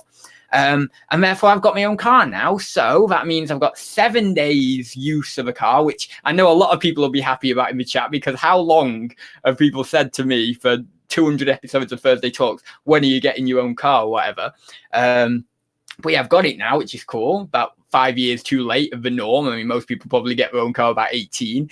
But yeah, I'm very excited about it. So obviously, I couldn't use the car all the time. So I was kind of having to work around that. But also, the reason I was 3 days as well, I changed from 2 days to 3 days because our local post office shut, and I had to go a little bit further afield to the post. And of course, that added in with not having a car every day of the week meant that I better do 3 days just in case, just to give me a bit of a leeway. But now I can go down to 2 days, and we'll see if that affects sales positively. I don't know. I don't think it really will. But yeah, that'll be good. So that's reminded me, Harry, actually, there. So that's a good question there. But yeah, so it's 3 days currently. It was 2 days. I've had it on 1 day before for a while. And now it'll probably be going back down to 2 days. So that's cool. So yeah, very cool that I've got my own car now and drive around with that. I've only done a little trip so far. I went to see my grandparents because I was doing some filming. I wanted to shoot a segment for the ad show with them, so you got something to look forward to in a couple of weeks' time on the ad show with my grandparents if you've not seen them before. Oh my God, the scroll thing for Thursday Talks right now on the chat is right at the top again. It's gone right to the top. I can't I can't do this. I can't do this. I feel terrible because I'm missing out on so much stuff. But yeah, so I went to grandparents. I went to drop my parcels off a few times this week. I went into town, and that's literally about it. That's all I've done. But it'll be interesting to see what happens with it and stuff. And it will hopefully help me get myself out there a little bit more and get more comfortable with driving and stuff, because I have struggled in the past with my anxiety in driving. And so having my own car, being able to access it 7 days a week means that I can really push with that, and I can start to expand how far I'm driving, where I'm going to and stuff, and then get out my comfort zone a little bit with it. And yeah, that's going to be good. You know, I'm going to make sure that I'm kind to myself. I'm going slow. I'm not, really pushing against that anxiety to its breaking point or its limit. But, I can do that. It's something that I can do, and that's interesting as well. So, I think it says add more detail, got loads to do. It's annoying. Yeah, there is a required item specifics and a recommended. That's it. Required and recommended. You don't have to do the recommended, but of course it's recommended because I think it'll help you rank in search, or it boosts your views or something, possibly. So, yeah. Anyway, I'm just going to go down the chat a bit. I apologize. I'm so far down. Yeah, my favorites. My favorite. I thought I'd say that. Anyway, it's very much your little phrase, that, isn't it, Tracy? My favorites. So here says, "Oh, I'm on the list." Wait, I'm on the list. I didn't even say your name, but yes, you are on the list, of course, because you're on my.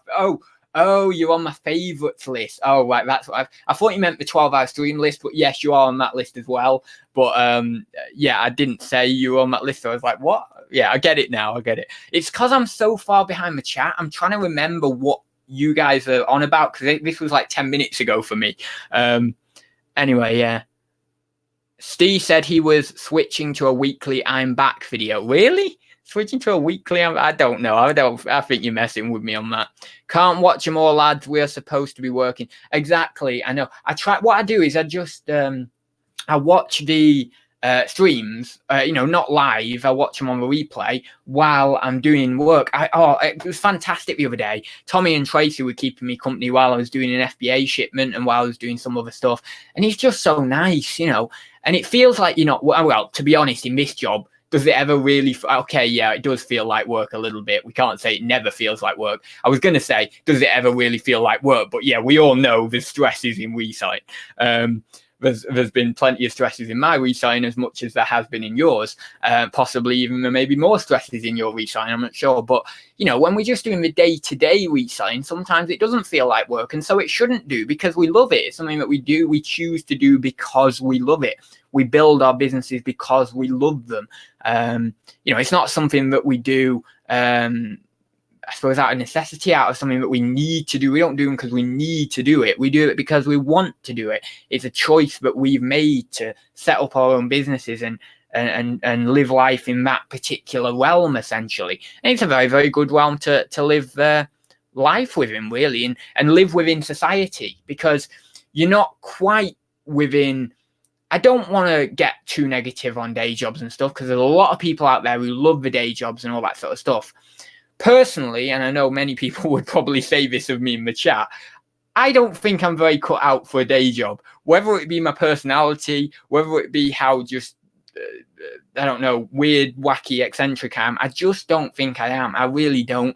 That's not to say I won't have one in the future, but I suppose when you're in that day job, you do have to be a little bit careful about maybe how you present yourself online, or how you are within that day job, you know, in your sort of persona that you have, how you come across and all that sort of stuff.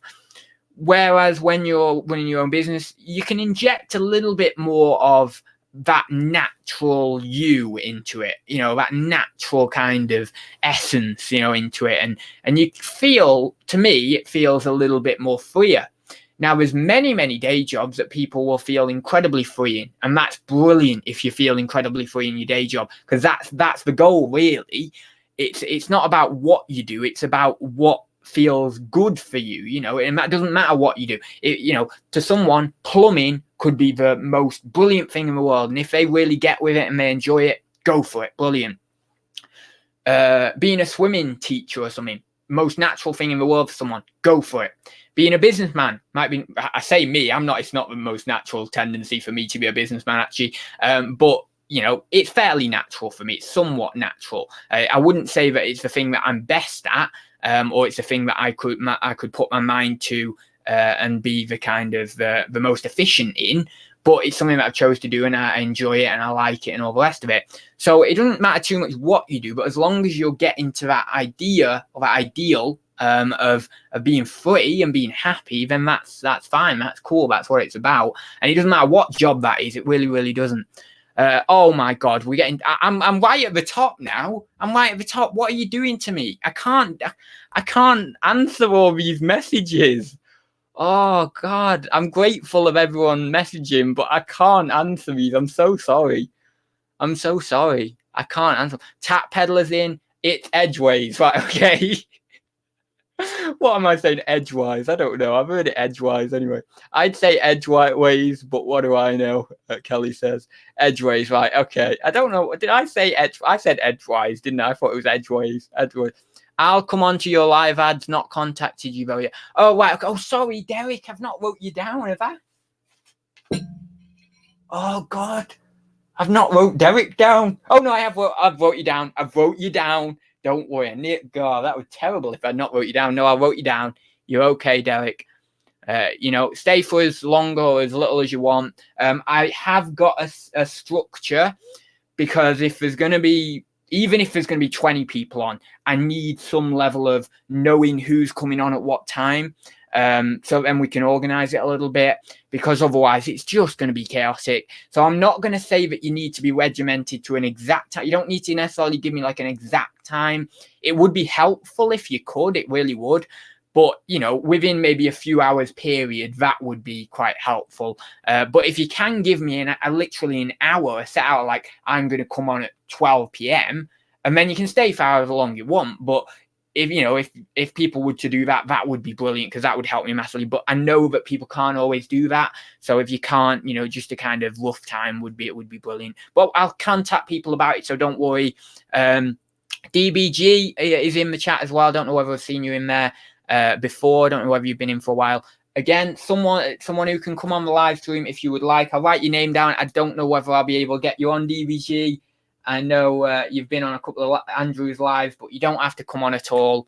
But I'll just write you on the list, and we'll see. I'll see if I can persuade you, but I don't know. It doesn't matter.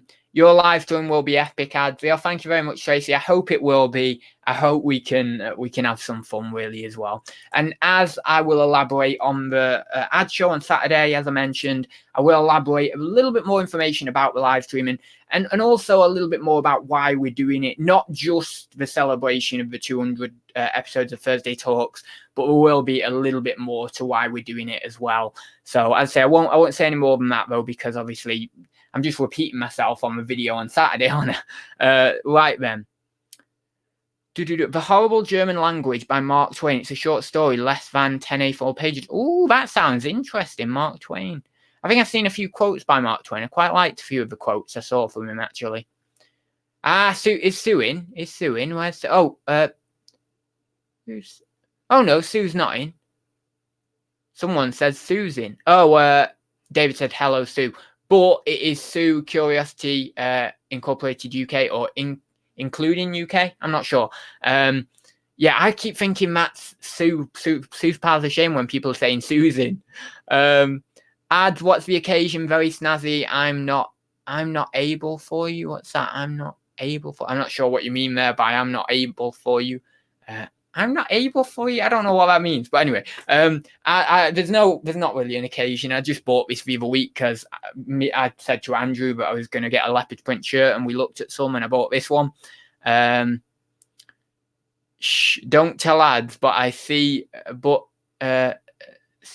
what psychic splitting? Psychic splitting is all or nothing thinking. So it's when a person, and I've seen this in a couple of my friends actually, which is unfortunate because I kind of want them to get over it, and I saw it in myself. This is why I know about it. I did have a psychic splitting for a long time, and it's arguable whether I actually still have somewhat of a psychic splitting to a very low degree, but it's where a person projects onto other people essentially, and even in general life as well, entirely good or entirely bad, or a sense of everything or nothing. So it's like all or nothing thinking. So you might say, I don't know, you might have a friend, let's say, who you think is your, you in your mind know that they're your friend, but you kind of project upon them a lot of bad qualities, like you see them as quite a bad person. But so then what happens is you get more passive aggressive around them and stuff.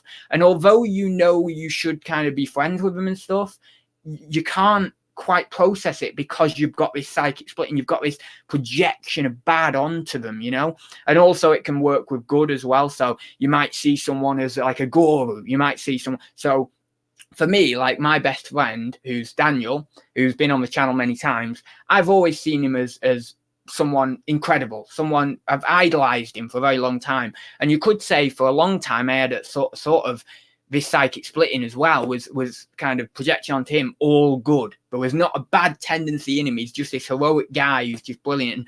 And of course, I spent a lot of time with him when I was younger. He was basically like a brother.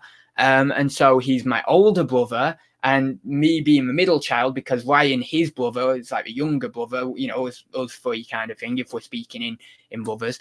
Me being the middle child, looking up to that older brother, that's of course what I'm going to get. I'm going to get this ideal of they're brilliant and I'm going to follow them and all that. So, that's very basic with it. And it doesn't mean to say that actually you can't think of someone as slightly good. There might be like a little bit of tendency of good to see in someone that maybe keeps them in your life. Like, there might be, you see them pretty bad. You see quite a lot of bad in them, but there might be just a smidge of good that you can see in them, and then it keeps you close to them. It keeps them in your life. But the thing is, as I say, you get passive aggressive, and it's really a bad state to be in if you can't recognize it. But when you can recognize it, you draw conscious awareness to it, and you can really start to slightly overcome it a little bit more, but it can also take years of psychotherapy to be able to overcome something like that. I've done self-analysis and self-psychotherapy for the last 18 months now, maybe, and I've got 75 pages worth of stuff on myself. I've got a document on myself. It's called Who Am I? The document is called Who Am I? And it's 75 pages of all my bad points, all the psychological things that I think I may have, certain traits of certain things that I believe I have. I've kind of self-diagnosed that I have mild autistic tendencies. I've self-diagnosed that I have traits of borderline personality disorder, especially considering the emotional side of BPD. The tendency to be very emotional over certain things, and also people with BPD have a tendency to fall in love quite quickly, or feel like they're falling in love with people quite quickly. And I definitely have that. I can fall in love with someone, or feel like I'm in love with someone very, very quickly, and I can transfer my love between people as well, and that's kind of almost characteristic of some sort of sides of BPD. So there's many things that I have, and that's why I try and be incredibly conscientious about how I'm talking to other people, because I know full well, maybe not full well, I've probably got a long way to go until I know full well, but I know very well, let's say, there's always more to learn, but I know very well what resides behind other people's eyes. I know that people struggle. I know that people have crap that goes on in their life, and I know that people react to that in through anger or through other methods, and I don't judge people for that, because it's just a natural tendency of anyone, of just being human, to maybe lash out in certain situations. But you can't judge people for that. It's just they've been through crap, and if they're going to get angry about it, they're going to do certain things, and that's how they're going to process it. And we don't want to judge them, but we do want to help them. We want to give them an invitation to be able to come in and kind of get them back on the right track through things like psychoanalysis, mindfulness, meditation. We could also say transpersonal psychology. I'm quite an enthusiast or an advocate of transpersonal psychology for actually helping someone's psychological health. So I don't try and judge people. That's why I said earlier on in the stream, I don't care if you have a problem with me, I'll still be your friend, because I know that deep down there might be something within you that is just off kilter a little bit, and I don't care. I don't mind for that. Obviously I want to help you and everything, but that's not going to impede me being your friend or anything like that. I'll just be your friend. I'll just do what I can. I'll be there or whatever. But so that's so if anyone's bad to me or annoys me or anything, it doesn't bother me. I understand. I see the humanity in that. That's what I'm trying to say. I see the humanity in that, and I don't let just that kind of egoic anger or egotistical anger that some people project, let's say, ignore my being able to view the actual person deep down inside. There's a lot more depth to a person than just, let's say, a little bit of passive anger that they project, or maybe even quite vocal anger that they project, or whatever it may be, whatever their kind of tendency is to go down. And there's a lot more to a person than just kindness as well. Let's say you see someone who's potentially incredibly kind and saintly and everything, you'll find that deep down there is a little bit of a tendency to be a little bit kind of bad, or a little bit of a rascal, or a little bit of this or a little bit of that. So I just accept people for their holistic individual, their holistic being. And I never get kidded by people who say, for example, if people seemingly come off as all bad, I never get kidded by that. And if people come off as all good, I never get kidded by that. I always think, well, no, there's a little bit of bad inside you. And that's why I'll always say, oh God, there's a lot of bad inside me. You should see my shadows. If you knew my shadows, manipulation, this, that, dark triad, God, yeah, I've got it going on. But I'm consciously aware of them, so I don't project them. I don't get them out there. I don't use them. You see, because I say to people, oh, I have a tendency to manipulate, and then I don't manipulate because I'm honest with them. I exercise humility in that regard, and then I'm like, well, I don't need to manipulate. I'm aware of what that bad inside me. Now, that's not to say I'm not going to subtly do little bad things, because you have to do subtly little bad things, because everyone's human. You need to actually get that bad element out of you in a specific way, but there's controlled ways that you can go about doing it without actually hurting anyone, or without actually really getting it out there in a terribly unconscious way, or projection, using psychological projection, which is a very negative thing to do. So yeah, you just just do that. That's all I do. And I come on here, talk about stuff, and people seem to like it. And that's it. That's life. That's life. I don't have anything more to say about life, because that is life, innit? You come on here, you talk about what you've been through, you talk about some fun stuff as well, and have a bit of a laugh. And there's some sad times, there's some good times, and you don't need to look into life any more than that, I don't think. From a philosophical angle, obviously I have a tendency to, because I enjoy philosophy, but I only look at life in great depth because I enjoy it. I don't look at it because I'm trying to find some sort of secret. I just look at it because I'm like, maybe a year or two ago I would have, but now I'm like, I don't really care, you know? I just want to look at philosophy because I enjoy philosophy. But let's say the average everyday person who doesn't actually want to do philosophy as a vocation or anything like that, or psychology or anything, you know, just treat life as life, you know, and that's that. And I mean, I would never say not to look into yourself or be someone who actually looks at your own psychology, because that's a very generative thing to do for yourself. But you know, if you do it all the time, in fact, I would have warned against it, because I've been in very bad positions from doing too much introspection and looking into myself too much. So, Reselling Polly, Sam's here. When is the 12-hour stream? It is on the 21st of November, as I've mentioned. I think you're on the list, Reselling Polly. Sam, Matt is actually, sorry. Yeah, you are on the list, Sam. So I've got you on the list. I've got so many people to contact. Again, if you don't want to do it, it's fine. If you've got other commitments or whatever your situation is, do not worry. It is perfectly fine. As I say, we'll have some people on there anyway. And I'll keep saying that. I'll keep reiterating to people, it's fine if you can't do it. It's fine if you don't want to do it. I'm not going to worry. If you genuinely just don't want to be on a stream with me, tell me. I don't mind. You know, there's people out there who are gonna who aren't necessarily gonna like my personality or anything. I get it. It's fine. I'm not likable to everyone, and so if you don't want to be on there, just simply say no. You know, it's fine. But if it's that you've got other commitments, then just tell me that, and I'll be fine with it. You know, it doesn't matter. Completely everyone's choice if you want to come on or not, or if you don't want to come on. Ad should be a psychologist, although if you were on his couch, you would never get a word in edgeways. I know, one would. No, but I wouldn't. Well, I thought about the Freud versus Jung approach to the couch versus the chair, basically, because that's what you're talking about there. So you have Freud, which was the couch, and then Jung, which was the more kind of one approach with the chair.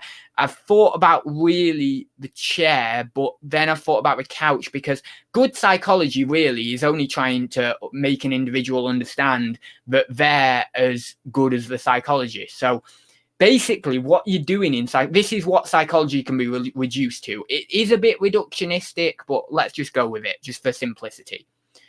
What you're trying to do is you're trying to put the psychologist into the individual, so that then they are their own psychologist, and then they can go off into the world and they don't need to worry because they're happy inside themselves. They've got a personal psychologist inside the head at all times that is them. That is them. And this is what Jung, well, it's not quite what Jung talked about the Mana figure. It's a little bit, it's associating to that, but it's not quite that. The Mana figure being the kind of, you know, when you see like a wise old man in you, you know, well, let's say, take this, right? So sometimes in my life, I don't know whether other people get this, when I'm out doing something and I'm holding myself pretty well, I'm being quite confident, I always, basically in my mind, I view myself as a wise old man. Right? That's how I view myself in those situations where I'm being very confident and cool, and conversations flowing and it's all going well. I view myself as a wise old man, and I see that in my mind. You know, it's something I see. It might be because I'm I'm not a psychologist, but it's because I like psychology, I should say, or I'm an amateur psychologist. We could say that. But it might be because of that I actually see that and I actually grasp that, or it might just be that everyone sees this. I don't know. But I actually see that, you know, and that's like the Mana figure, really. You know, I'm not saying that I've integrated my Mana figure completely. I don't know. I'm really none the wiser. I don't know whether I have or I haven't. It's very, very hard to tell with me, with a lot of the stuff I've had and psychologically and stuff. So I don't know. but certainly the Mana figure is present within me a little bit of the superordinate personality, which is the holistic personality. So it combines the psyche in one, and this one figure, normally represented by a guru or a wise old man or something like that, or maybe sometimes a hero, I suppose, but probably not.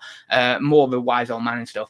But so I see that, and I see that kind of figure, and it's basically that's what it is. It's about putting that figure, that it's basically self-assuring that you are perfectly fine, you don't need anyone or anything. So Freud, of course, now I don't know whether this is exactly what Freud thought, because I've not done enough reading into it, but he used the couch, let's say, because obviously then that puts the person who comes for psychology or for psychological therapy or whatever it may be in an inferior position.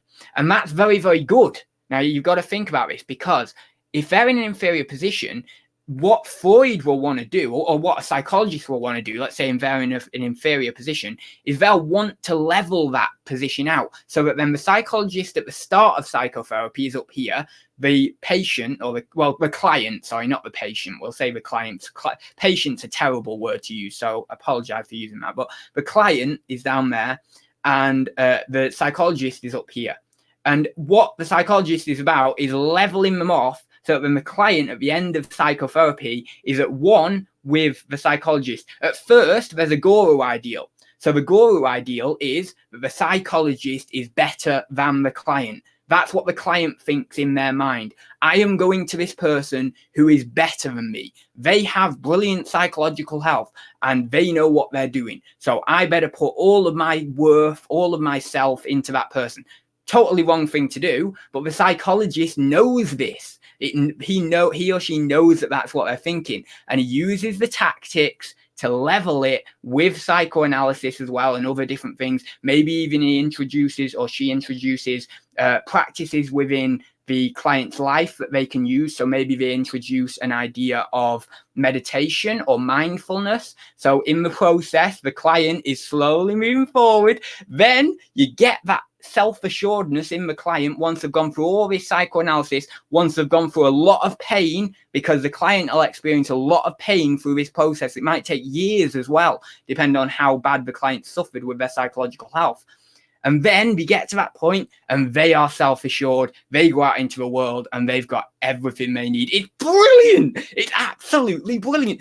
It connects up perfectly. I understand it so well. And it's absolutely brilliant. So whereas Jung didn't particularly, I mean, he had thoughts of this, but Jung didn't use the couch. Jung used the seats, because obviously he wanted an equal footing to be there from the beginning. So then obviously then you can, in one regard, that would actually be easier because you've already got that equal footing, right?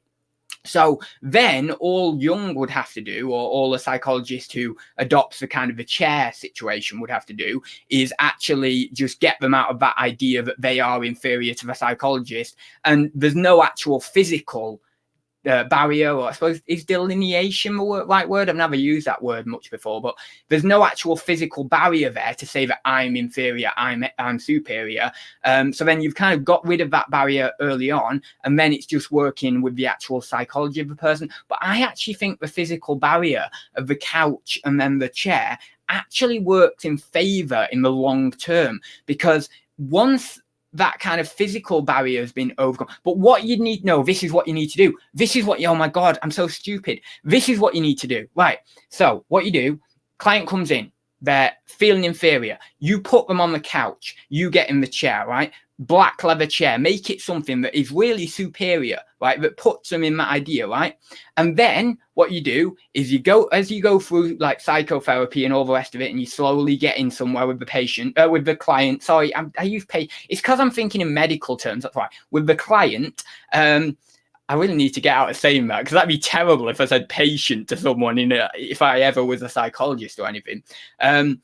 But then what you do halfway through when we're making progress, you change the couch to a chair. Then that physical barrier is broken at the point that the client needs it to be broken. And then what happens is that affirms to them their psychological development and their equalness to the psychologist. Then they can continue to work in that way with the chair, with that physical barrier broken, and do the psychotherapy, do the rest of it over all these sessions, and then work towards completely getting out. That would be a good way to do it, I think. That's, you know, it's a thought. I don't know. I'm not a psychologist, am I? I just do what I do. The thought, you know, but yeah, I think that would work quite well. There is the possibility that doing that too soon would be bad for the client, so, or the individual. So you've got to be careful. You've got to be careful. Oh, we got Shelley in. Hi there, Shelley. Sorry. Oh, Shelley, have I put you on the list? Oh, God. Oh yeah, I've put you on the list. You're okay. Right, I'm gonna get off in a minute. I can't answer all your questions. I'm so sorry. I'm so sorry. I can't answer them all today. Do I have permission to go right to the bottom of the chat? Will people allow me that? I feel terrible because I can't answer all the questions. I feel bad because I can't. I would love to go down and actually see what everyone's saying, but yeah, I can't. I think I'm going to have to go to the bottom of the chat if that's okay. If it is okay, just put "it's okay" in the chat, or just put "okay" or something like that.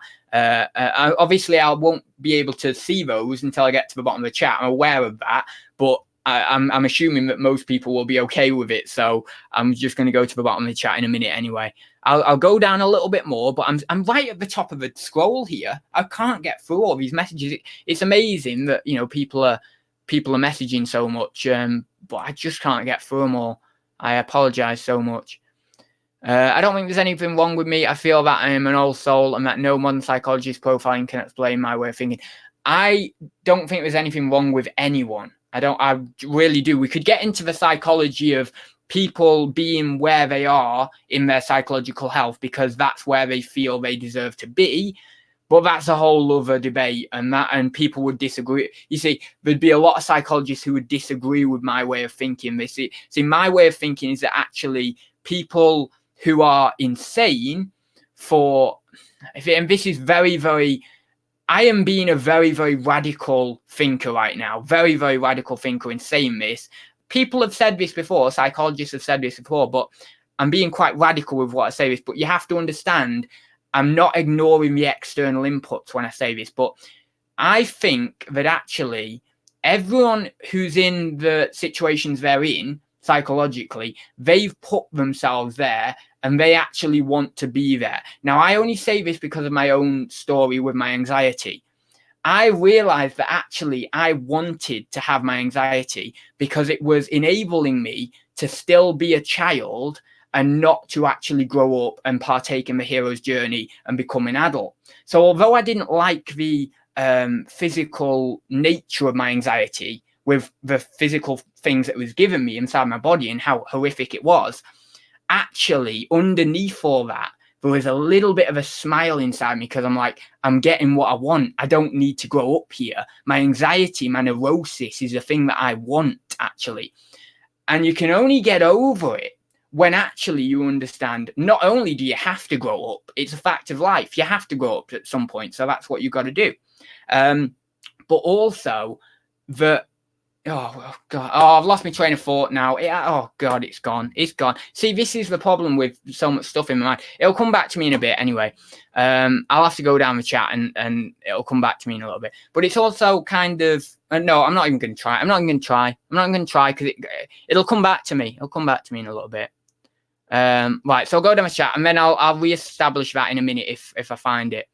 Oh, sorry, David, I've missed you. I apologize. It's because it comes from StreamYard, and I'm so far down the chat. So David super chatted £5 from David's Resale Journey. You're a good lad, ads, good people here as well. Thank you very much, David. I very much appreciate it, and thank you very much for joining as well. But yeah, so you kind of want, you know, there's kind of like a little bit of desire there, but you have to get over that when, for one, you realize that it is what you want.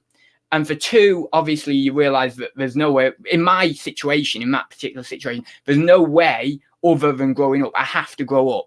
So therefore, it then becomes a test of what do you do? Because you have to put your faith in growing up, but you don't know what lies on the other side of growing up. You don't know whether you're going to want it. You don't know whether you're going to like it, because seemingly you know now consciously that you actually were the one who wanted your neurosis.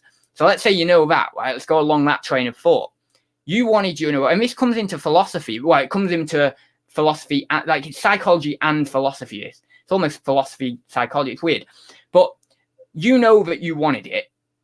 So you know that you're right where you want to be right at this exact moment within your neurosis, because it's the thing that is giving you what you want. It gave me the ability to be a child for longer, and that's what I wanted. I wanted to be a child for long. So it gave me something very, very good in my mind, right? So you have to think, yeah, but there's no way of not growing up. I have to grow up. It's a fact of life. So then you have to make a leap. This is what everyone has to do once they're aware of this basic fact that they are in the thing, they're in their own trap, and they are the ones who want that neurosis, let's say. They then have to flip, and they have to think, I'm going to go out there. I'm going to go into this next stage of life. I'm going to do this thing that I need to do. And this is why I was going to go on to say in a very, very radical way, why insane people potentially, it's just a radical thought. You know, I know that people will backlash at me with this and say, you can't say that because people have terrible lives and you can't know all the circumstances and all that sort of stuff. So I get it. But potentially, I feel that anyone who has got to the point of becoming insane or almost insane actually wants to be insane. Now, we can think like this because what they do is people push people away, right? They push people. Let's say someone's depressed. They push them away. They push them away, as if there's something in the back of their mind that's saying, I don't want people around. I don't want this. I want to feel inferior because that's what I deserve. It's as if they think in such a nihilistic way or such a pessimistic way that they really believe that they're not worth it. They really believe that they are inferior, and it's completely not true. It's completely not true. But they push away, and they believe it, and they believe it, and they believe it. And there's almost an element of want there because they're like, you know what? Actually, this is right. I am inferior, and I'm, you know, this is in the back of my mind. They're not fully consciously aware of this. This is almost in the unconscious at the time of going through this. But they're like, I actually, this is the unconscious talking. I actually deserve this. I'm glad that people are on because, you know, I knew from the start that I was inferior, and now look where I'm at. I know I'm inferior because I've got all these psychological issues, and it's a way of basically them getting what they want and them feeling as if they're in the place that they deserve to be because they feel they are inferior. And then what happens is this expands and expands and expands over time if you don't get help. And then they become more and more and more insane. And in the back of the mind, they're still playing that little, you could almost argue that it's a game. They're still playing that little game in the back of my mind of, oh, actually, I want this. In the back of our unconscious, I want this. I'm deserving of this. I'm where I need to be because this is right. I'm scum. You know, it's very kind of masochistic way of thinking in my unconscious. I deserve this. I deserve this. And on the surface, their ego, their superficial kind of conscious self is saying, no, I don't deserve this. Why are these things happening to me? But inside that unconscious, they're kind of playing this game and speeding this up until they become completely lacking in any egocentric control and end up having to be, committed or omitted to a mental institution of some sort. I guess that's the correct PC term these days. And they can only get out of that when they realize that it's themselves putting themselves in their own trap. And it's actually that some regard, in some sense, they want that depression or they want that anxiety or they feel they deserve it. They want it because they feel they deserve it. But this is right at the back of the mind. And you have to go dig down into all that crap, into all that masochistic crap inside your mind to get to that realization. And when you get to that realization, you can think, hang on a minute. You know what? I want to stop this. I'm done playing this game. I want to stop this because I want to live. Actually, genuinely now, I see what I was doing. I see what I was doing in my entire mind, in my psyche. I want to move on and I want to actually experience life in a different way. Because you've seen through the game. You've seen through that game that you're playing right in the back of your unconscious. And you're like, oh, well, I played that game. I want to move on. And then that's what happens is you need to then really start working more and more. Because then what you're going to do is you've got quite far in your thinking. You've got very, very far in your thinking then. And you've made some very, very deep realizations. But then what you need to do is actually get out there and actually really subside this depression, subside this anxiety by actually doing things with other people, being social, doing things like that. Now, yes, people can call me out as being a very, very radical thinker in such a way. But do you ever think any less of me? Come on. I mean, I am a radical thinker. That's who I am. I'm nothing short of that. So if people want to say that I'm completely idiotic in thinking that that's the case and that actually it's external factors that make people insane, then fair enough. But you've got to always realize that it's actually your conscious decision in how you process those external factors that actually make you who you are. It's the things that you act upon within yourself that determine your level of psychological health. It's not external factors, really. Someone who's psychologically sound, someone who's psychologically solid could actually be dragged through hell. And on the other end of it, yeah, their body might be torn up or everything or whatever, but they come out of it and psychologically, yeah, they may be tormented a little bit and stuff, and it might take them a little bit of time to recover, but ultimately, because they were very, very psychologically solid, they will recover, and it'll be a fairly quick recovery. Whereas if you had someone who internally wasn't psychologically solid from the beginning and then dragged them through hell, they'd be going on about it to you for the rest of their life, and they'd be moaning and would be saying, oh no, it was terrible, and they'd never recover. Because they can't let it. And again, this comes back to letting go. It's about letting go of these issues as well, letting go of the past and moving forward into the future and what you can actually do, and embracing a new way to live. But that's just some of my thoughts on it. As I say, you can call me out on it. You can say I'm wrong. I don't mind. It's just what I can perceive within people, and perceived. I've perceived it within myself, as well. But I won't, disregard anyone who says you're wrong on that, because it is quite radical. It is quite over the top. It's something that's dark. You know what that's what it is. It's something that's very dark, because if you understand that, and if you can accept that, and that actually is reality, for example, let's say it is reality, then you've got to accept that actually there's a part of you that does actually want you to suffer. And accepting that shadow side of you, as Jung would call it, the shadow, accepting that side of you in its entirety is terribly hard. And yeah, it can be short term, it can be quite destructive to know that information. Long term, it can be quite positively generative of your psychological health and of your life. But it's hard. So I can't phrase this into words, but I don't judge anyone. I don't try and say to anyone, if they're feeling bad, if they've got bad psychological issues, I don't try and judge them in any way. I don't do any of that, because I know how hard it is. I bloody know. I know. It is crazy. Freud arguments have been largely disproven and dismissed in modern psychology as utter garbage. Yeah, but I mean, the ego, the ID, and the superego, that's been dismissed quite a lot, I'm pretty sure. The things that have stood up is what I'm more into, which is the Jung. I'm more into Jung, and funnily enough, more of Jung's theories have stood up.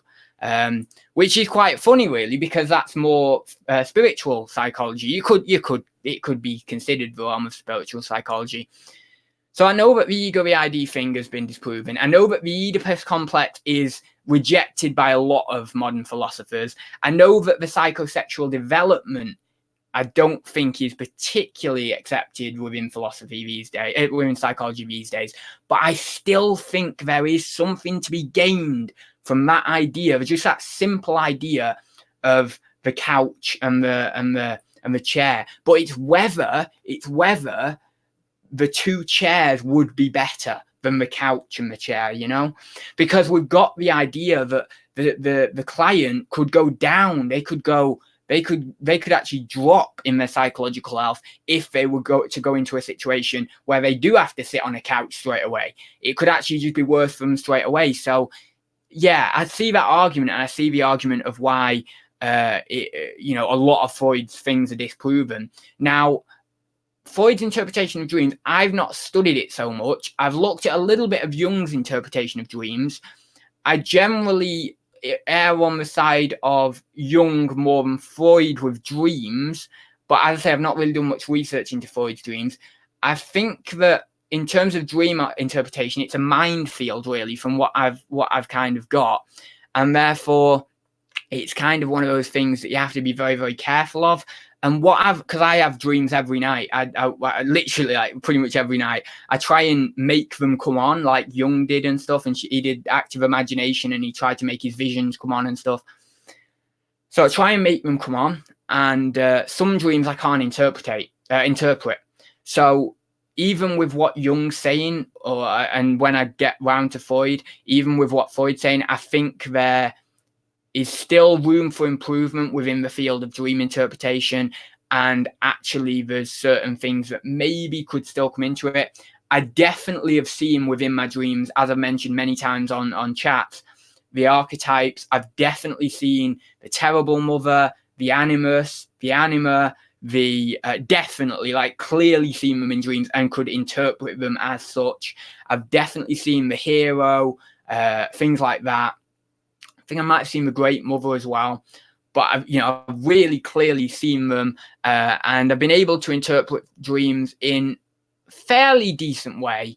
But you see, what you're going off is a conceptual idea that Jung created or that someone created, so you don't know whether you're interpreting them in the correct way.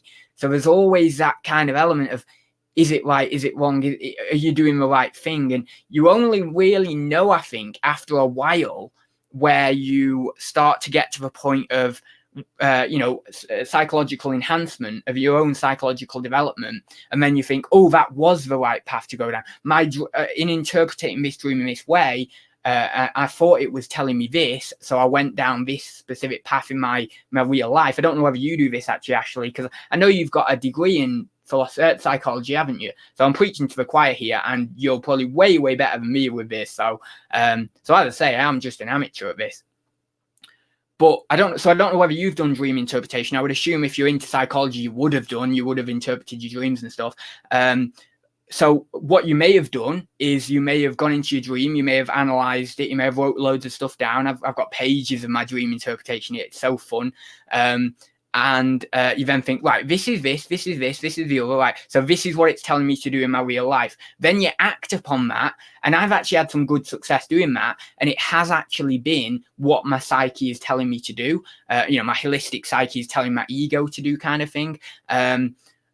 So then obviously I move forward and I can see it looking back and think, oh yeah, that's exactly what that dream was telling me to do. But then there's other dreams that I've had that I try and implement certain things, and it's not the case, or I reinterpret dreams. So I do a dream interpretation one day, and then I'm like, no, that is not right. I need to reinterpret that. I need to understand that more. It's not right. It's not correct. It's not lining up the way I want it to line up. And I've scrapped loads of ideas in the past. Oh, can't do this, can't do, no, this isn't right, this isn't the other. And it's just, it's one of those things. It's so hard, but it's so interesting. It's so interesting as well. But I've always been an advocate of reading I don't know whether we were the first psychologists, but we were among the first psychologists, really, weren't we? I mean, we could argue actually that psychology has been around for thousands of years in the realm of spirituality. I think spirituality is just really ancient psychology. There's many things that can make us think this, and this is why Jung obviously looked at spirituality so much. But like the chakras, opening your chakras, you know, your heart chakra, your third eye chakra, your crown chakra, whether you believe in it or whatever, what they stand for is more what I'm talking about with the psychology of spirituality. So your heart chakra, you know, unblocking these kind of centers of your body, these energy centers that denote love or that denote insight or whatever it may be, actually unblocking those through, maybe you might have had some grief in your life, so you unblock your heart chakra, let's say, by letting go of your grief and all that sort of stuff. So actually you can use your chakras as, you know, psychology, ancient psychology. So there's something to say, and there could be a very good book wrote, actually there probably is a very good book wrote on spiritual psychology, on the fact that actually psychology, spirituality is a form of psychology, but ancient psychology. And therefore we then discount Freud and Jung as being the first psychologists. So we say that they were the first psychologists, but they kind of weren't, let's say. But yeah, so I like to read that, and then I do want to get into modern psychology as well. But modern psychology is too scientific, and that's what I don't like about it. And that might be very counterintuitive, but we kind of blind ourselves. We're living in from philosophy right now, we're living in a scientific, materialistic culture, which is, it adores science. Science is the one thing, it's the one true thing. Science is conceptual in its nature.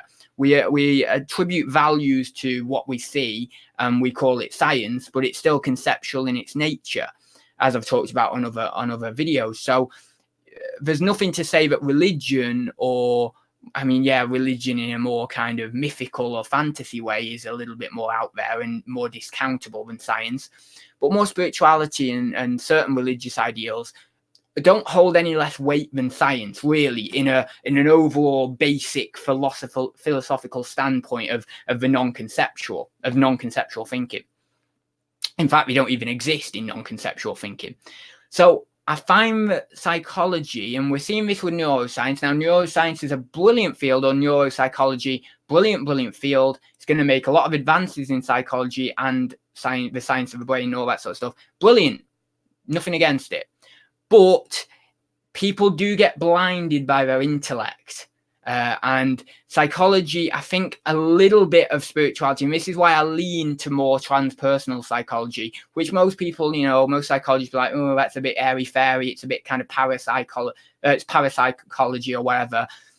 But I think there needs to be an element of that in there to balance out that intellect, that very, very rigid intellectual viewpoint of science, but it's very, very rigid, very, very focused. Oh yeah, we know what we're doing, we're all bit, you know what I mean? And we need that. Just like, let's say you've got 10 friends who are serious, you need someone who's silly in that group to lighten it up, don't you? So, science is very, very serious. You need a little bit of that spirituality or a little bit of that something else to lighten it up a little bit, to give it something. So that's why I am on the side of caution with we're going too deep into what I would term, let's say, scientific psychology. I think what we can do is we can use neuroscience and modern neuropsychology and also psychology of the modern era, which isn't neuropsychology, in line with these ancient spiritual values of psychology and stuff, and also what Jung was talking about with the anima, the animus, which is very much denoting of spiritual psychology as well, and transpersonal psychology with the unas mundas, or whatever he said, with, what was it, Paul Wolfgang Tilius, I don't know, something like that. They brought this concept of the one world. But there's this thing that you need a little bit of that in there, and I think that basically that needs to be present and needs to be integrated with those scientific values. And I think voice is going. I think what we'll find is that neuroscience will actually link in, when we really start to get deep into it. We're very, very new to neuroscience. But when we get deep into it, maybe 50 years, 100 years, 200 years, we'll find that neuroscience aligns up with what spiritual psychology and stuff is saying anyway, because we've already seen this with a lot of what Jung said. It's some of these things are starting to be proven scientifically very, very slowly, or at least being granted a little bit more scientific worth. and we'll see a parallel, a line in which they both come together. And then we'll form, and this is what I'm all about in my life, trying to form a union between science and spirituality, or science and religion. And we'll find this union together, and then we can really develop people psychologically. Not only can we develop them psychologically, we can get them to apex of human consciousness level. We can get them to, let's say, what the Buddhist or Hindu idea of enlightenment is, or let's, if we're talking about enlightenment as a psychological state of being, not enlightenment as, some sort of, I don't know, some sort of weird airy fairy thing. Enlightenment as a psychological ideal, a psychological apex. We can use science and spirituality in this one kind of union, and then we can create a framework around both neuroscience and spirituality tying in together to then get people to this apex of consciousness, in which we'll create a more blissful and sustainable existence for everyone. And we can possibly even, using those techniques, it reduce the time it takes for psychoanalysis. So, for example, instead of it taking many, many years for people, it might only take a few months. Some people can get through psychoanalysis. It can be a few months. It really depends, doesn't it, on your psychological health and stuff and well-being. But, it might take a lot less time because of those advancements. So it's all about kind of just going crazy with it, really, and just trying to think as many ideas as you can, and throwing as many ideas at the wall as you can and seeing what sticks. That's my philosophy. Right, anyway, I'll go down now. I'll go to my chat. Sorry, I'm going to go in a minute. We're over 2 hours. Watermelon. I think it may be fueling him, BCP. I've been through the whole of Tesco fruit and veg aisle, as I would call it. Oh, my God. He busy dreaming about bananas or Doctor Who, I think. No idea. I don't know what I'm doing. I really don't. I haven't a clue. I just talk. I just say words like George says. How do you switch him off? There's an off button on the back, Monaco. Oh, my God. Right, here we go. Bomb. Read the chat. I know, sorry. You know what I get like? I get crazy. I have been pretty good on the chat, though, today, apart from that last 20 minutes or so. But I did read the chat. Oh, thanks, George. So how's eBay sales ads? $1.99 from George Ross. Thank you very much, George. eBay sales are not brilliant because of the what do you call it, the glitches and stuff and all that. Well, I think it's because of glitches. I don't know, but yeah, eBay sales haven't been brilliant. I think today I've done 40 or 50 quid. Not at all good. So we'll just see. I haven't listed in a while though. I was doing all that Amazon listing last week, and I've not really listed that much this week on eBay. So yeah, I need to get listing. I really do. We'll see. We'll have a look. Yeah, I'm on StreamYard, George. Sorry, I did find your super chat though. It's okay. I found it. So thank you very much for the super chat anyway, George. And as I say, I did find it. So yeah, I've not been brilliant. I don't know whether it's to do with this glitch. I don't know whether other people are suffering with slow sales because of this glitch. Probably, I'm not sure. I'm going to try the old Jedi mind trick. Ads, nude women. Brilliant. That's classic. How long have I been here? I've lost all track of time. That's kind of what happens with me, I'm sure. Has dropped the link to his StreamYard. I missed it because I was driving. No, I haven't. Sorry, I haven't. I didn't. I forgot. I was about an hour and a half in and I remembered and I thought, am I really bothered about putting it in now? Because I'm probably going to go soon anyway. So I didn't. I'll put it in next week though. Andrew, I'm sorry. Might have stopped me rambling about psychology for about half an hour there if someone was in the chat. So probably best if I did. Oh, Sue's put £5 in. Thank you very much, Sue. I appreciate the super chat. Mainstream psychology, not so much. Mainstream psychology, not so much. Just at your greatest excitement with no expectation of outcome done. Yeah, I suppose so. It's I think that's kind of it. You've just got to kind of, I don't know whether you mean in more in broad life terms or more in psychology there, I'm not sure, but that is exactly what you got to do. You've just got to kind of do what you can and just and live the thing that you absolutely love and just do what you can. Uniquely Me says, Stu, I don't know why. What did Stu say? Did I mention that I like custard creams? What's that all about? I don't know. I don't know what that's all about. Now, please tell me, people in the chat, did I miss any super chats? Because I'll kick myself if I did.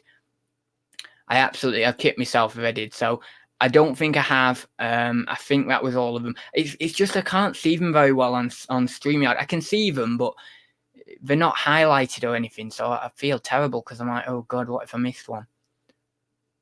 I don't think I did. I've got George Ross's there. Cool.